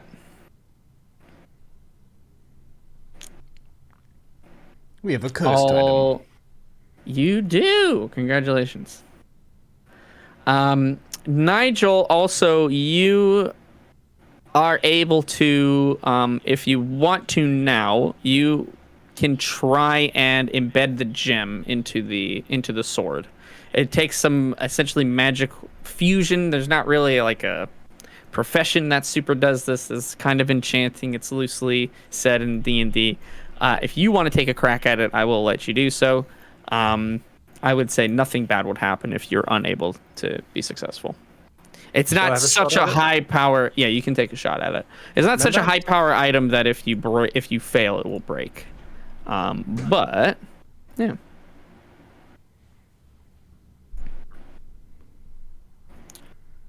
So yeah, if Mandax wants you to do that, you're more than welcome. Sure. Nigel, I am going to trust that you will use magic to try to put this together and not any other sticky substance. All right, do I roll a d20 or? Yep, give me an Arcana. All right, we got 12 plus, I think it's a +5 on Arcana, +6, 18. Okay. Yeah, you are able to meld the gem back into the sword that it belongs to, the rapier. It was meant that way, and it looks like they were kind of taken apart. And whenever that happens, it just takes somebody with adequate magical ability to sort of fuse them together once again. You're not making an enchantment out of nothing. You're just combining these items that were already combined in the past. So not too difficult of something for you to do, but it does take you about an hour for it to fully work. Sort of have to set up different rituals and things like that. But you are successful. You're able to fuse the gem to the blade that Lorfadal was using as a toothpick. You think you're successful anyways, and you are happy to... I don't think... We'll just say that you do an identification kind of as an add-on to this. You should know basically what it does. Essentially, this is a rapier of flame. And once per day, you can activate it to add 2d6 fire damage to one attack. You will take half of that damage back. So there you go. You can write that down. That's for whoever wants to take it. Oh, which I'm assuming would be me. Mendax. I want it. Give me flaming sword, please. I use a rapier anyway. You're resistant to fire anyway, aren't you? Exactly. I take half fire damage. Yeah, there we go. Sounds Fantastic. good to me. Yeah, so besides that, it has the same stats as a rapier does. This does count as a magical item as well, so there are creatures that can only be wounded by magic items, etc., etc., and you have this once-a-day activation that you can do. just from the sword itself. It will count as an attuned item. So that is kind of works towards you have a total of 3. So I think probably the dagger and the sword. I don't know if you're attuned to anything else at the moment. No, I was only attuned to one other thing. One other thing, and Oh, I think technically my necklace as well. okay, so you're attuned to that. Yep. So you got your 3. And I'm attuned only to the periaptive wound closure. Periaptive wound closure. Yeah. Yes. Yep. Does Goopstone count as attunement? That does count as 1. Yes. So I've got Goopstone, Pearl of Power. I think that's pretty much it. The rings that you guys have that you consistently always forget about, and it makes me very sad, do not count as an attunement. Actually, have I accidentally removed that from my inventory? No. It would not fucking surprise me in the slightest if you have. I don't see it. Because it should have been, what do you guys call yours? Like spider ring or something, right? Or like, I would recommend calling them soul rings or soul ring. just rings of power is fine, whatever you want to do. But currently the only thing they have is the, like the way of the spider, essentially.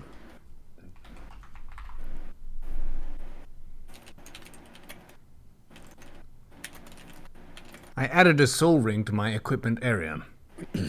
Fantastic. Hopefully one day you guys will use that ability. We have tried to poison throw some stuff. Have you, though? Nigel did once. I don't know that he did. It didn't work. I don't remember that ever. Okay. I'm gonna just like put it all over Ratty's face and tell him to go like jump in the mouth of an opponent. Yeah. And yeah, you summoned ready. Okay, fantastic. Those are all the item updates for you guys. If you have anything else that you're not sure about in your inventories, let me know. And based on the rolls that you guys got, you have a night of silence and peace. Nothing disturbs you. Nothing bothers you. Mendax, when you take watch, you do feel as if there is something watching you guys, though. But you kind of go out, you look a little bit around the camp, you don't see any signs of something following you, at least not this closely.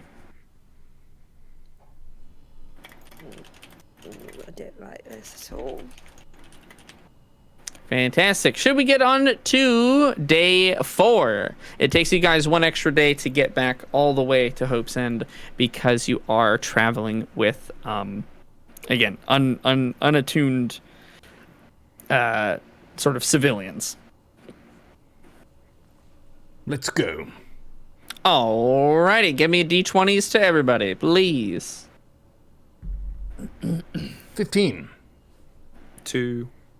2L. 2 as well. Fantastic. Mendex, you are now trying to visibly keep watch constantly to make sure that you guys aren't being followed. And as you are all proceeding forward, you're about maybe half a day away from the town itself. You do see a figure sort of inexplicably has gotten very close to your guys' group and is maybe only about 100 feet away from you all. Do we all see them? It is. Mendax is the one that notices it first. So if she mentions it to you guys, then sure. I do, definitely. Over there. And I point towards. Yeah, what you guys can make out is it does look like some essentially nondescript human-esque looking humanoid. Could be an elf, could be a human, could be a tall dwarf, who knows. And it's just walking towards you guys. Just sort of slowly. Not really going very quickly. Not doing anything to hide its presence. Oi! You there, tall dwarf. What do you want? It doesn't respond to you. It just keeps moving closer. We'll say it's about 75 feet away now. Do you think we should parley with them before they get to the followers? Not a bad idea. Okay, so you guys are going to go forward and intercept this Okay, sure. Yeah. Yeah, smoking sort of seems like a bad idea.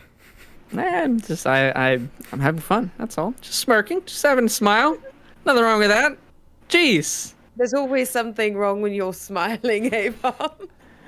Yeah, you guys head over in that direction. As you get closer, each of you roll me a perception roll. We'll see which one of you notices first. Well, we know it won't be me. 12 plus 5 is 17. Okay. 9 plus 7 2, plus 11. 1 is 8. Very nice. Call, you are the first to make out exactly what this is in the distance. It is a zombie.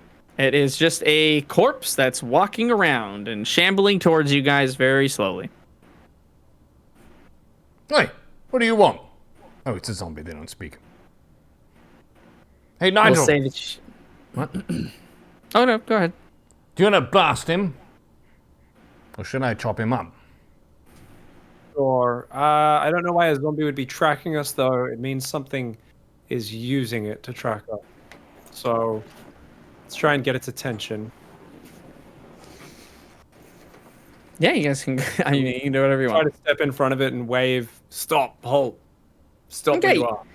Yeah, you guys were still about, we'll say, about 50 feet away from it. But yeah, you guys approach, you get closer. It's one single zombie. What's the worst that could happen?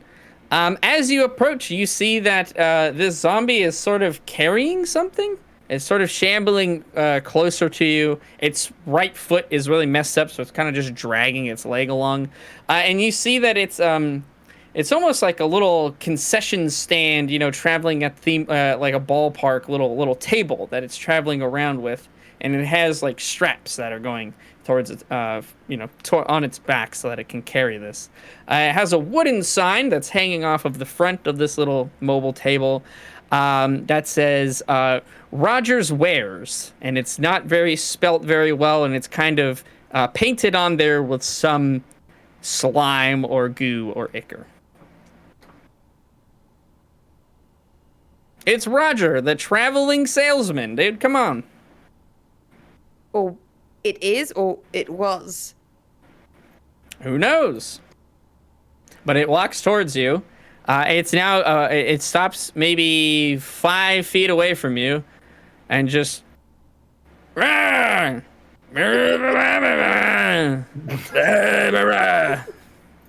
it kind of shakes its table a little bit.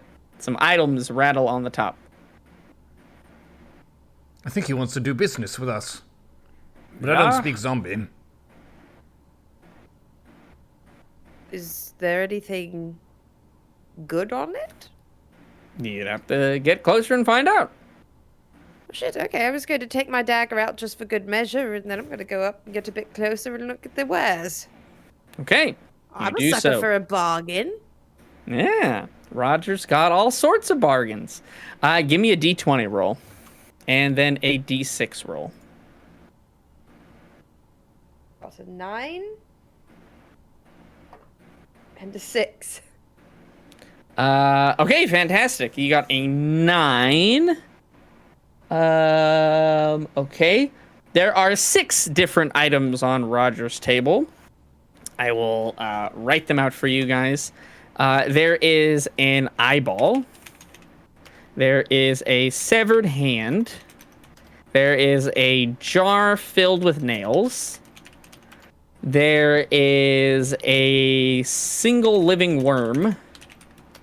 There is a cup of toenails.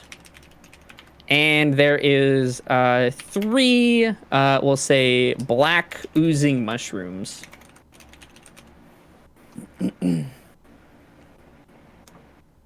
Okay, I'm going to relay what's on the tray back to, Nigel and Carl.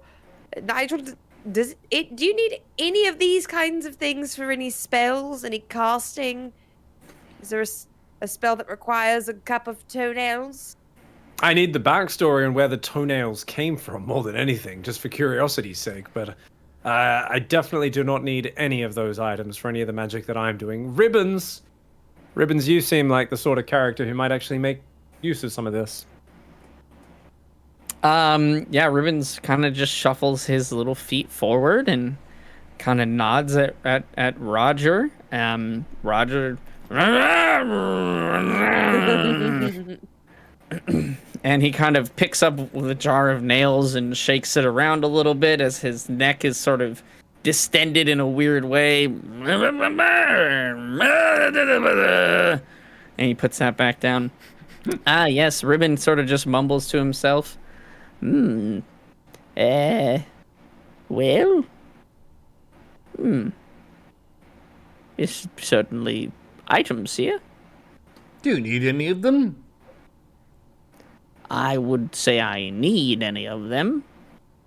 But, no, I don't. I don't need any. Thank you, Rodger, for your wares, though. And Rodger just kind of... And then he'll walk over to Nigel and kind of bump him a little bit with the table. And he picks up the cup of toenails and he kind of shakes it. And he puts it back down on the table. What were the first two items again that you said? An eyeball and a severed hand.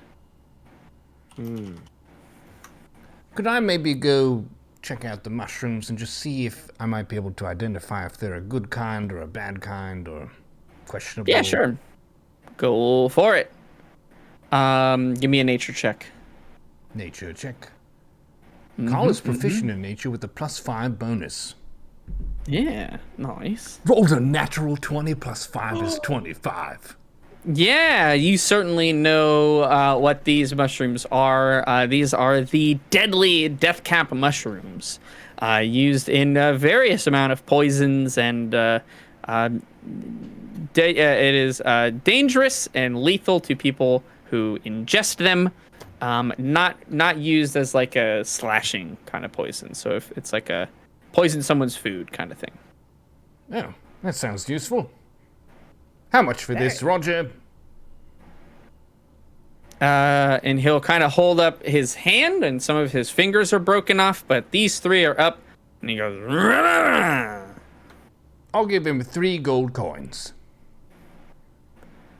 Okay, how do you give it to him? I put it on the table.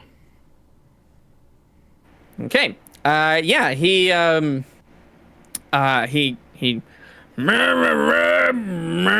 then he kind of picks up the 3 gold coins with his hands and he eats them. And you can take the mushrooms. He doesn't stop you. Great. 3 poisonous mushrooms. 3 death cap mushrooms. Minus 3 gold. Okay. There are 5 items left.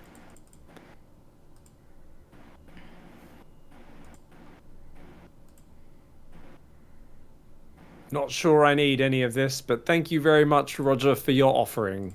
I am very appreciative. He'll once again kind of shake the cup of toenails. Alright.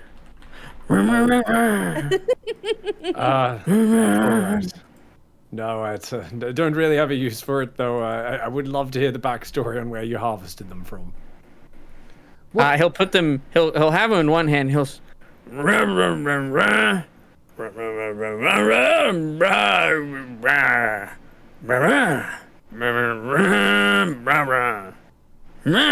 he'll point at the toenails. Ah, thank you for your story. And I'm going to give him a gold coin for the story. And he'll just push the toenails into your hand, and he'll eat the gold coin. Oh, Jesus. Okay, thank you. That's okay. Adding that to my inventory. Wow. How much for the eyeball? The eyeball. Yeah, he will. He'll hold up his other hand, which does have all 5 fingers, and then his 3 fingers on it. And he kind of picks up the hand that has 5 fingers on it, and he kind of has both of them up together. 10 coins for one eyeball? Is it just a regular eyeball? It's a special eyeball.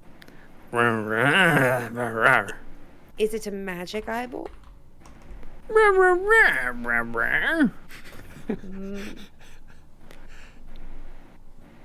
You're not just lying about it not being normal, are you, Rodger?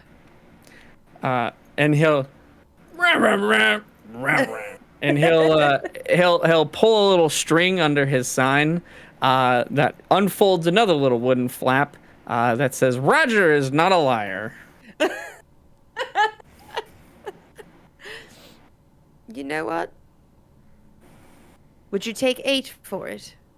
I can't imagine there's lots of buyers here in the woods, Rodger. And he'll pick up the severed hand, he'll put down one of the fingers, and he'll try to go for 9. 9?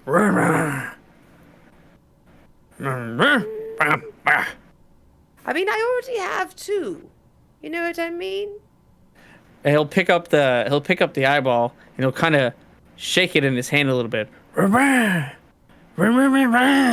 That's a pretty good one. It does look... Oh, okay. All right, Rodger. 9. 9 gold. Deal. You give him the 9 gold? Yes, I'm going to give him 9 gold. Fantastic. He eats the 9 gold and he'll give you the eyeball. It is like a cloudy, milky, squishy mass. Yeah. And he'll point to his mouth. I should eat it.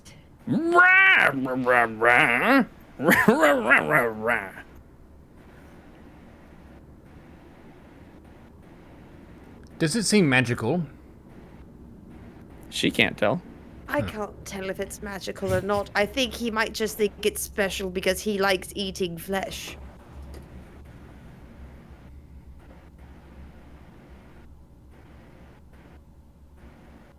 Okay, I can't. You know what? I just had rations, Rodger. I think I'll just save it for later.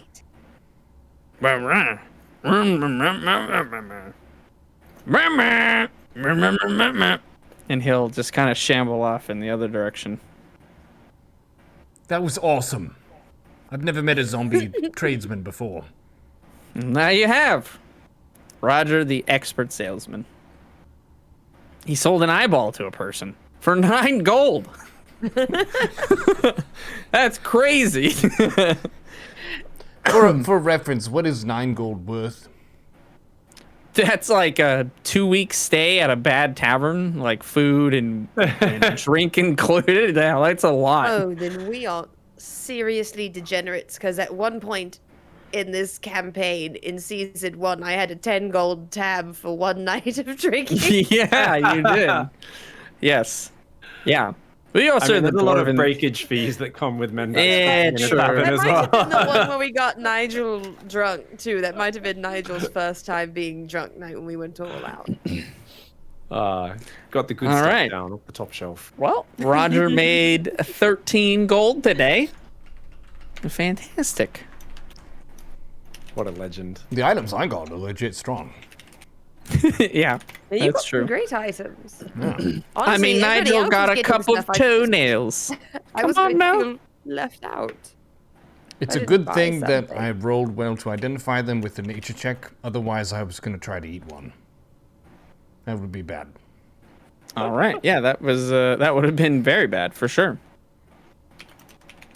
Fantastic. You guys part ways with Rodger, the undead salesman, and continue on your way back to the village. And I think this is probably a very solid point to take a quick little mid-session break as we're nearing the end of today's session.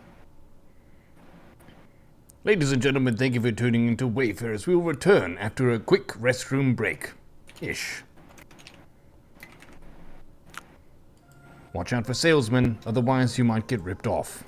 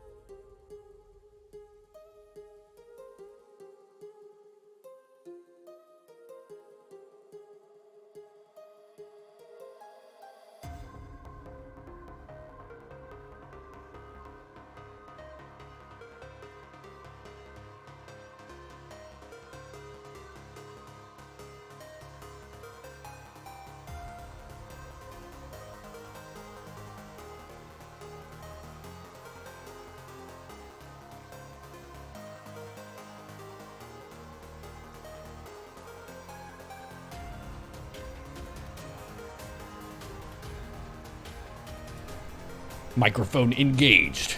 Audio engaged.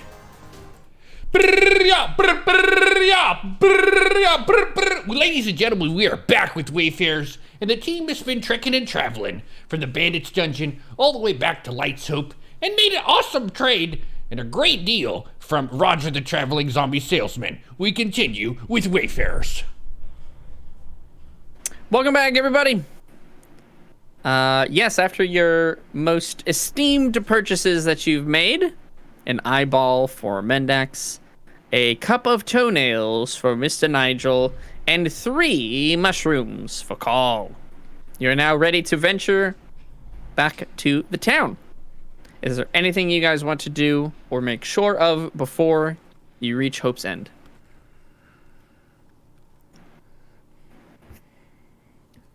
Just check and make sure we didn't lose anybody along the way. like, Nope. Just make sure Rodger wasn't the decoy, because we were also obsessed with Rodger. That now we turn around and all of our friends are dead. Yeah, no, that did not happen. You still have the 5 servants. You have the dwarf, you've got the gnome, and you've got Broderick the bandit. By the way, what are you guys going to do with Broderick? Are you just going to turn him over to the authorities? What's the plan? I'll talk to him. Hey, Broderick, come here. Come here. Hello. Right, so, a couple things. 1, we're getting to town. It's good that we made it alive. For 2, you've been allied with the bandits, right? It is true. But This is for true. You're low on the totem pole, yeah. So low. Right. Maybe even the bottom. So technically, they'll probably have to make you do some stuff as a criminal. Hopefully it's not too bad. I'll try to advocate for you. You've been nice in carrying all these boxes, right? Happy to help, especially an organization that doesn't pilfer, murder, and rob from other people. You probably shouldn't say stuff, because you're going to get yourself in trouble. Righto. Can do. Mum's the word. Yeah. Okay, we can carry on then. Just wanted to make sure he needs to keep his head down. Yeah, you guys head back into the town, quite similarly to the path that you guys took to exit into the forest. The townspeople are all very happy to see you, and they're very happy to see the people that you have brought with you. It looks like some of them have been recognized, and there is general cheering and clapping and praise all around. Hooray! They're back! They made it! Yay! The guards come over to help with the boxes, to try to carry them, to put them into store piles, and they all give their thanks to you 3, and that the village would not have been able to make it without you. And so truly they're in a major debt of gratitude to you all. So we should give them the lowdown on the situation, yeah? One of the guards will say that Commander Goldwyn is in the town hall. Essentially, it's one of the abandoned buildings that they kind of use as a meeting place for people that are higher up in the camp, and the resistance in general. As you guys, once again, Commander Goldwyn was the elf that you all met to begin with, and sort of told you a little bit about what has happened. If you guys remember, that was actually quite a while ago now in D&D terms, but really was only like a week ago for your characters. So, but she said that she's in the town hall, and they will alert her that you guys are back. I'm sure she would love to speak with you all. And would you be able to put these rations in the proper storage location? He said, absolutely. We're happy to help, and happy to. We'll also look after your guests here. Some of them we recognize, others we don't, but we'll make sure that they're well cared for and tended to. No. He doesn't. Well, I mean, I will say none of the people know that that Broderick is a bandit, and they will not know unless you say something. So, they will take the crates off of your guys' hands, and they will start funneling your companions to one of the basically one of the town centers, the tavern sort of deal. So now it's just you 4. along with Ribbons, and then, of course, Goop and Ratty. They said that Commander Goldwyn was in the town hall. They pointed to one of the buildings that is in the town. If you want to go meet her there. Let's do it. Yeah. Okay. You four all head over there. Again, met with sort of appreciation and praise from people on the street who all look like they're in dire need of those rations. So most certainly it is good of you all to return and to help out these people. You enter into the town hall, and in there, there's a few people. They're sort of writing things down. They're kind of just hurrying back and forth to different places. One of them recognizes you, and it's just kind of one of the assistants, if you will, and says, "Oh, yes, come this way. I'll lead you to Commander Goldwyn. She'll be happy to hear of your return." And they'll say how thankful they are that you all have returned unscathed, and hopefully have all the rations with you as well. We were a bit scathed, but carry on. Well, you look pretty unscathed for Oh, thank you. the situation. So yeah. You're all healed. I mean, any wounds you had are essentially healed at this point. Emotional. Yeah. Yeah. Okay. Yeah. That does tend to happen. I'm pretty sure there's a fair amount of blood stains on our clothing, though. I don't think we've had a time to hit That the is laundry true. yet. So I think the amount of viscera staining our clothing definitely. So does more attend. semi-scathed. Fair enough, Sam. Absolutely. I didn't mean to presume. My mistake. No worries. Regardless, happy to see that you are all alive and back with us now. It's good to be back. He will lead you to one of the sort of larger double-setted doors that are there. And he kind of knocks and pokes his head in. And from the other side, Commander Goldwyn comes out. And she kind of just looks very thankful, very, very earnest to you all, and just says, "I'm so happy to see you all return. I was getting a little worried, truth be told, but I'm very, very happy of your return here." Well, you probably should have been more worried than you were. It was an entire bandit complex and huge stone dungeon that we believe the bandits did not construct themselves. There were hundreds of them, outside and inside, with all kinds of chambers and rooms and booby traps and activated golems and secret doors and portals and trapdoors you fall through with an evil monster that's gonna kill you. It was insane. I can't believe we sent 4 people. But it worked. I see. I didn't realize their operation had grown so large. Well, even more of a miracle then that you all returned. I trust Ribbons was of use to you all? Ribbons was perhaps the most crucial part of our team. If not for him, we would have certainly been killed. We are in his debt. Good job, Ribbons. I'm happy that you were able to accompany them and keep them safe. I'll go for a high five with Ribbons. Yeah, he kind of will put his hand up, not to high five you, but he kind of just like strokes the front of your hand. Yes, good job. Good job to Ribbons and all. Hooray! I know it's kind of oily, so I'll just kind of wipe it on my feathers. Good job. Yeah. She's kind of still standing halfway but in the door and halfway out. And she'll say, "Can you give me a well, here. Come into the room and we will we can debrief there." And she'll kind of open the door, lead you all in, and you can see that it's just Commander Goldwyn, and there is a very elderly looking dwarf woman that is sitting on one of the tables nearby.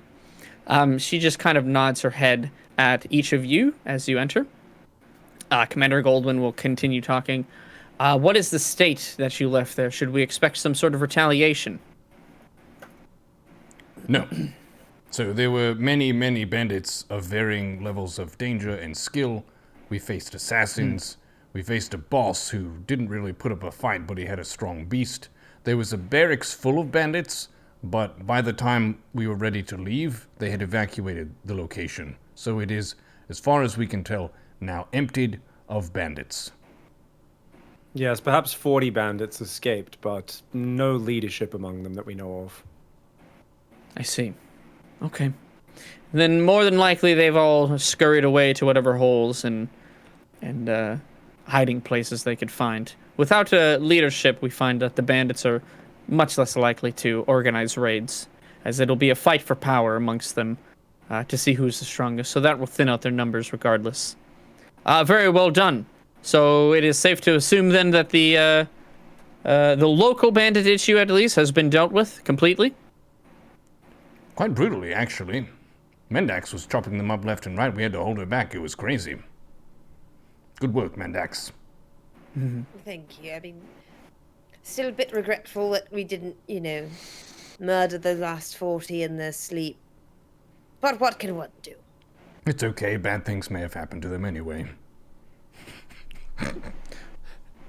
Well, all of us here at Hope's End are in a major debt of gratitude to you all. I don't imagine our town would have survived for much longer. We actually were beginning to draft up plans to begin migrating to another town about 5 to 6 days away from here in case of an emergency and you are all not able to return.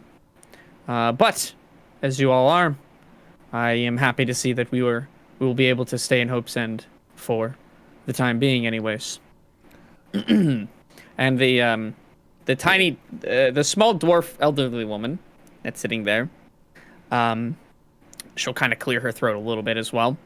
Yes, of course. This is who we've been waiting for to return. This is the leader of this organization, of the resistance in general, if you will. Allow me to introduce you three to Scarla. We call her the Prophet. And she will kind of just nod her head. Her eyes are kind of squinting pretty deep. She's got very white, almost wiry hair. It's very stringy, but it is done up in several different braids.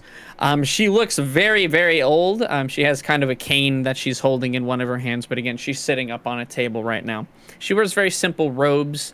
They're a dark sort of lavender color. They look very nice, considerably, for what other people usually wear, and she has an amulet around her neck. But besides that, she looks very plain. And she'll kind of nod at each of you three. My days, I never thought I'd live long enough to meet you three. The Wayfarers here. Now, of all times, it is a pleasure to meet you all. Let me get a good look at you. Dear, come here. And she'll kind of wave to you, Mendax. Okay, I'll kind of walk up and try to brush some blood flakes off my shirt as I'm approaching. Yeah, and she'll kind of just look you over again. Her eyes are just kind of squinting out from behind some glasses that she has on. Yes. Strong as the stories tell. Ah, Mendax. It is good to see you and finally meet you. And she'll kind of hold your hand. Her hands are very frail and skinny, but very kind at the same time. And you, darling, you come to me as well. And she's sort of beckoning Call to come over. Oh. Hello. I'll saunter over. Yeah, and she'll kind of reach out to kind of feel the feathers in your arms as well. Ah, yes, strong, mighty, courageous, and noble. Call indeed. Yes. Yes, quite, I would say so. And then she'll look over to Nigel. She'll pause for a moment. Ah, yes, dear, come over. And she'll kind of get quiet. She won't be as warm, as welcoming, but she, regardless, she doesn't look unhappy by any means, but she doesn't look as excited. And she'll take your hands. She doesn't really say too much. It is good of you three to come. So long has it been since your slumber. So long since the days of Nivix. We thought maybe the day would never arrive. But we needed to hold out hope that one day you three would awaken, and the time has never been more dire, and the need more greater than right now. The need for what? Well, the need for salvation. For 3 heroes, champions if you will, to step out of the darkness and into the light, to defend this world from a cruelty most dire and dear. Tell me, did Nivix ever tell you the story of Elgain? Do you know what it is that we face here today?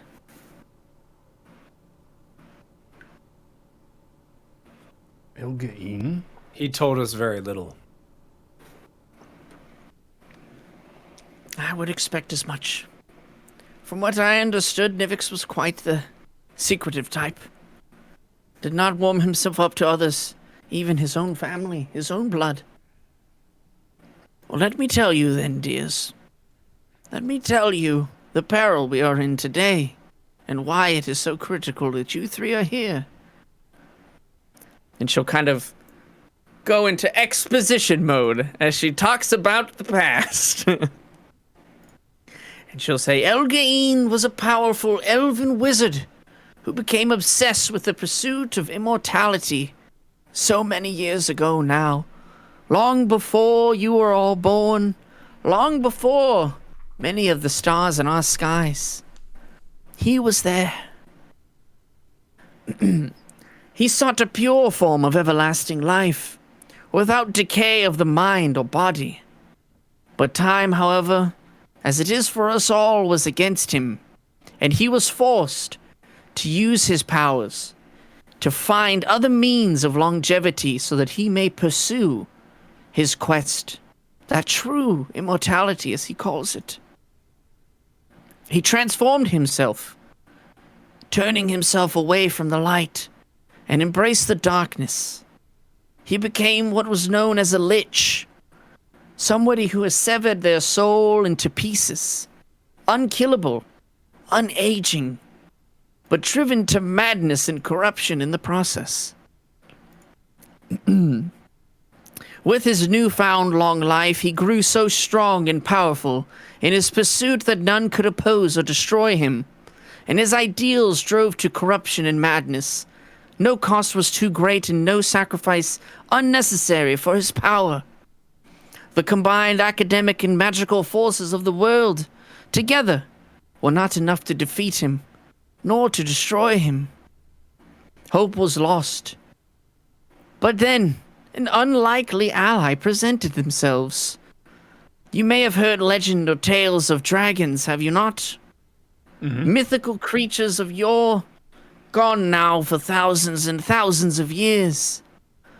Well, tale tells of the time when they were present, and they were strong, and they came out of the isolation of the world to aid those in need. This power, combined with the strongest wizards in the land, were enough to contain him to his tomb. A casket made of pure onyx, blackened stone that could contain his power. But it came at a great cost. The age of dragons was ended, and the dragons fell away into obscurity and legend, the power lost to the time forever. Never has a dragon been seen since, and I fear never will one be seen again. Through the ages, the tomb weakened until, as you know, his essence slipped its way through and inhabited a host. The rest you more likely know, but let me fill you in on the details since then.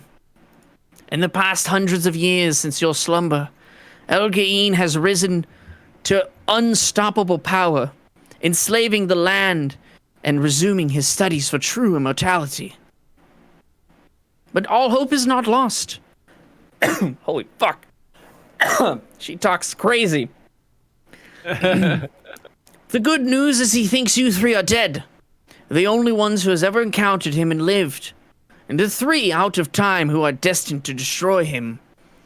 The bad news is we think he has figured out how to achieve his true goal of true immortality. At this point, It is only a theory, but he has bent all of his forces to a site where legend tells of a god falling from the sky. We assume he intends to dig up this god and use it in some way to achieve his goals. So now I come before you three, begging, hoping that there is some way that you can find to destroy this overwhelming darkness before he achieves the power of a fallen god. Is there any questions? I've got a question. Yes, of course, dear. Why didn't you get Mendax a drink before telling us all this? It's kind of depressing. Well, all good stories have trials and tribulations, despair and hopelessness. But always look for the heroes. And they may not always be where you think they are, but they're always there. And I believe that to be you three. I believe in you, and I hope that you can believe in us, as we'll undoubtedly need to rally the forces in this world for good, to stop this unbreakable and unending darkness. What allies do we have? Well, the Resistance has operated in secret for, well, before I was born. I've always known it to be true and exist. It is believed that Master Nivix was actually the originator to prepare the world for the one day when you three would return. Stories have been passed down generation to generation, prophet to prophet, until today, when I finally have the pleasure to meet you three. Our forces are scattered throughout the land, and I will need to send letters, notes, alarming them of your arrival so that we can all meet and decide what next needs to happen. It will take some time, but I believe that we can do it.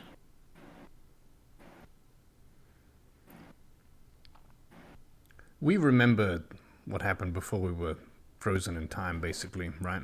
Still fairly clear. Oh yeah, absolutely. Totally clearly. Completely clearly. It was like it was 8 days ago. We faced off against this great wickedness, and it was a bit out of our league. Hope it's not discouraging to hear that. We have improved since that meeting with him, but we were forced to escape just by means of survival alone. So either we need to grow in strength majorly before we face him again, or we need very strong allies. Well, I am certain that you will find this strength within yourselves and within your friends. We will do anything we can to help. We will raise what armies we can to fight against his forces. But when it comes down to it, it will be you three who must face off against him. Of this, I'm sure. Do you know where he is now? Of course. Well, at this exact moment, none can be too sure. But he is in his citadel, his castle, if you will.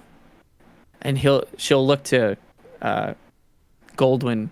Bring us a map, dear. And Goldwyn will walk out of the room and come back with a map. Very, very plain, very crude. Nowhere near the level of the maps that you guys had back in the day that were lavish and beautiful and extremely detailed. But she points her finger and kind of taps down on one of the surfaces. Here, this is where his stronghold is. And you can see that it's essentially, Nigel, you can tell, that's almost the exact location where Master Nivix's tower was. Huh. Far off to the west from us here. And she'll point that you guys are much more towards like the northeast, almost to where Call's village of Kenku was, maybe a bit more south in the woods. That's where you guys are now. That's a very long trek to get there. That looks like it's exactly where Master Nivix's tower was, where I was raised.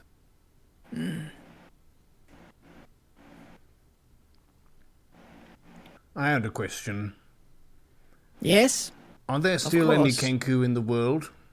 Or have they passed on? Because I've been cursed to not be able to see them.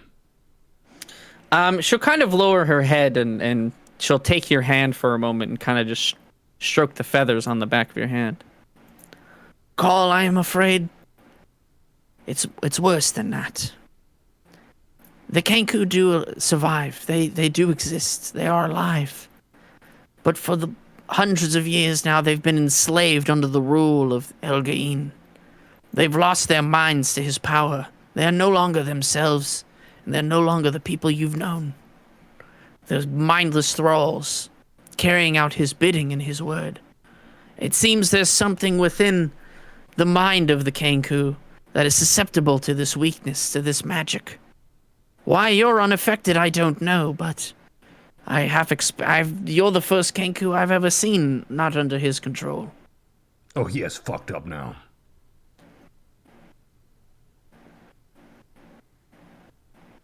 And she'll just kind of be sorry and try to console you, essentially. It's obviously very tough news, and she understands that. I believe yet they can still be saved. If we can free them from his corruption, I believe they could return to the people you once knew. I'm in.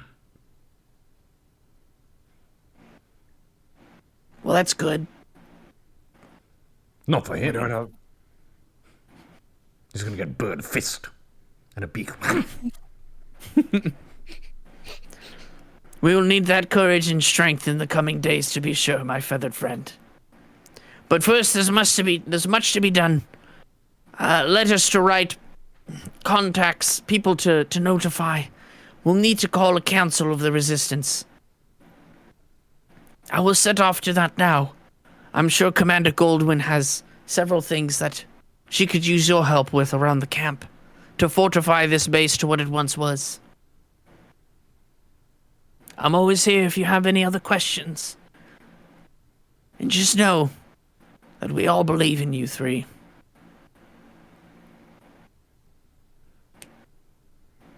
Fantastic. I think that's a good spot to end it. Whoa. Oh, I really like Scarla. I'm going to call her Granny Scarla from now on out. Yeah, that's fine. Granny Skull is awesome.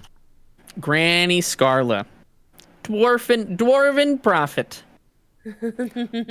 Fantastic. Yep, Please don't- I think that is a... What's that? She has to carry around Werther's originals or like butterscotch candies. Would you like a little butterscotch, dear? For you. She would have them. Here's a little cookie I made earlier today. Have you eaten anything? Oh, you look thin as a rail. Is it a strength cookie? Chocolate chip. Chocolate chip gives +5 to strength. It does not, but hey, that's okay. Well, it could. It could if it was a magic chocolate chip cookie. Yeah. See that, Nigel? Work on that one. Magic chocolate chip cookies of the greatest Get to strength. baking, Nigel. I mean, I I can- can work out. When I become a true master of illusion, you'll be able to taste the chocolate chips rather than just see them. Very nice. Very, very nice. Well, everybody, I am super happy that we could play today some more Dungeons & Dragons and get you back to the town for your next adventure to unfold. Looking forward to the next time we can play some more D&D. Yep. Bandits Dungeon complete. Team Check that successful. one. Town celebrating. And we will see you all on the next episode of Wayfarers. Remember, if you see zombies looking to make trades, you should probably take it. It's probably a good deal, honestly. Pretty decent.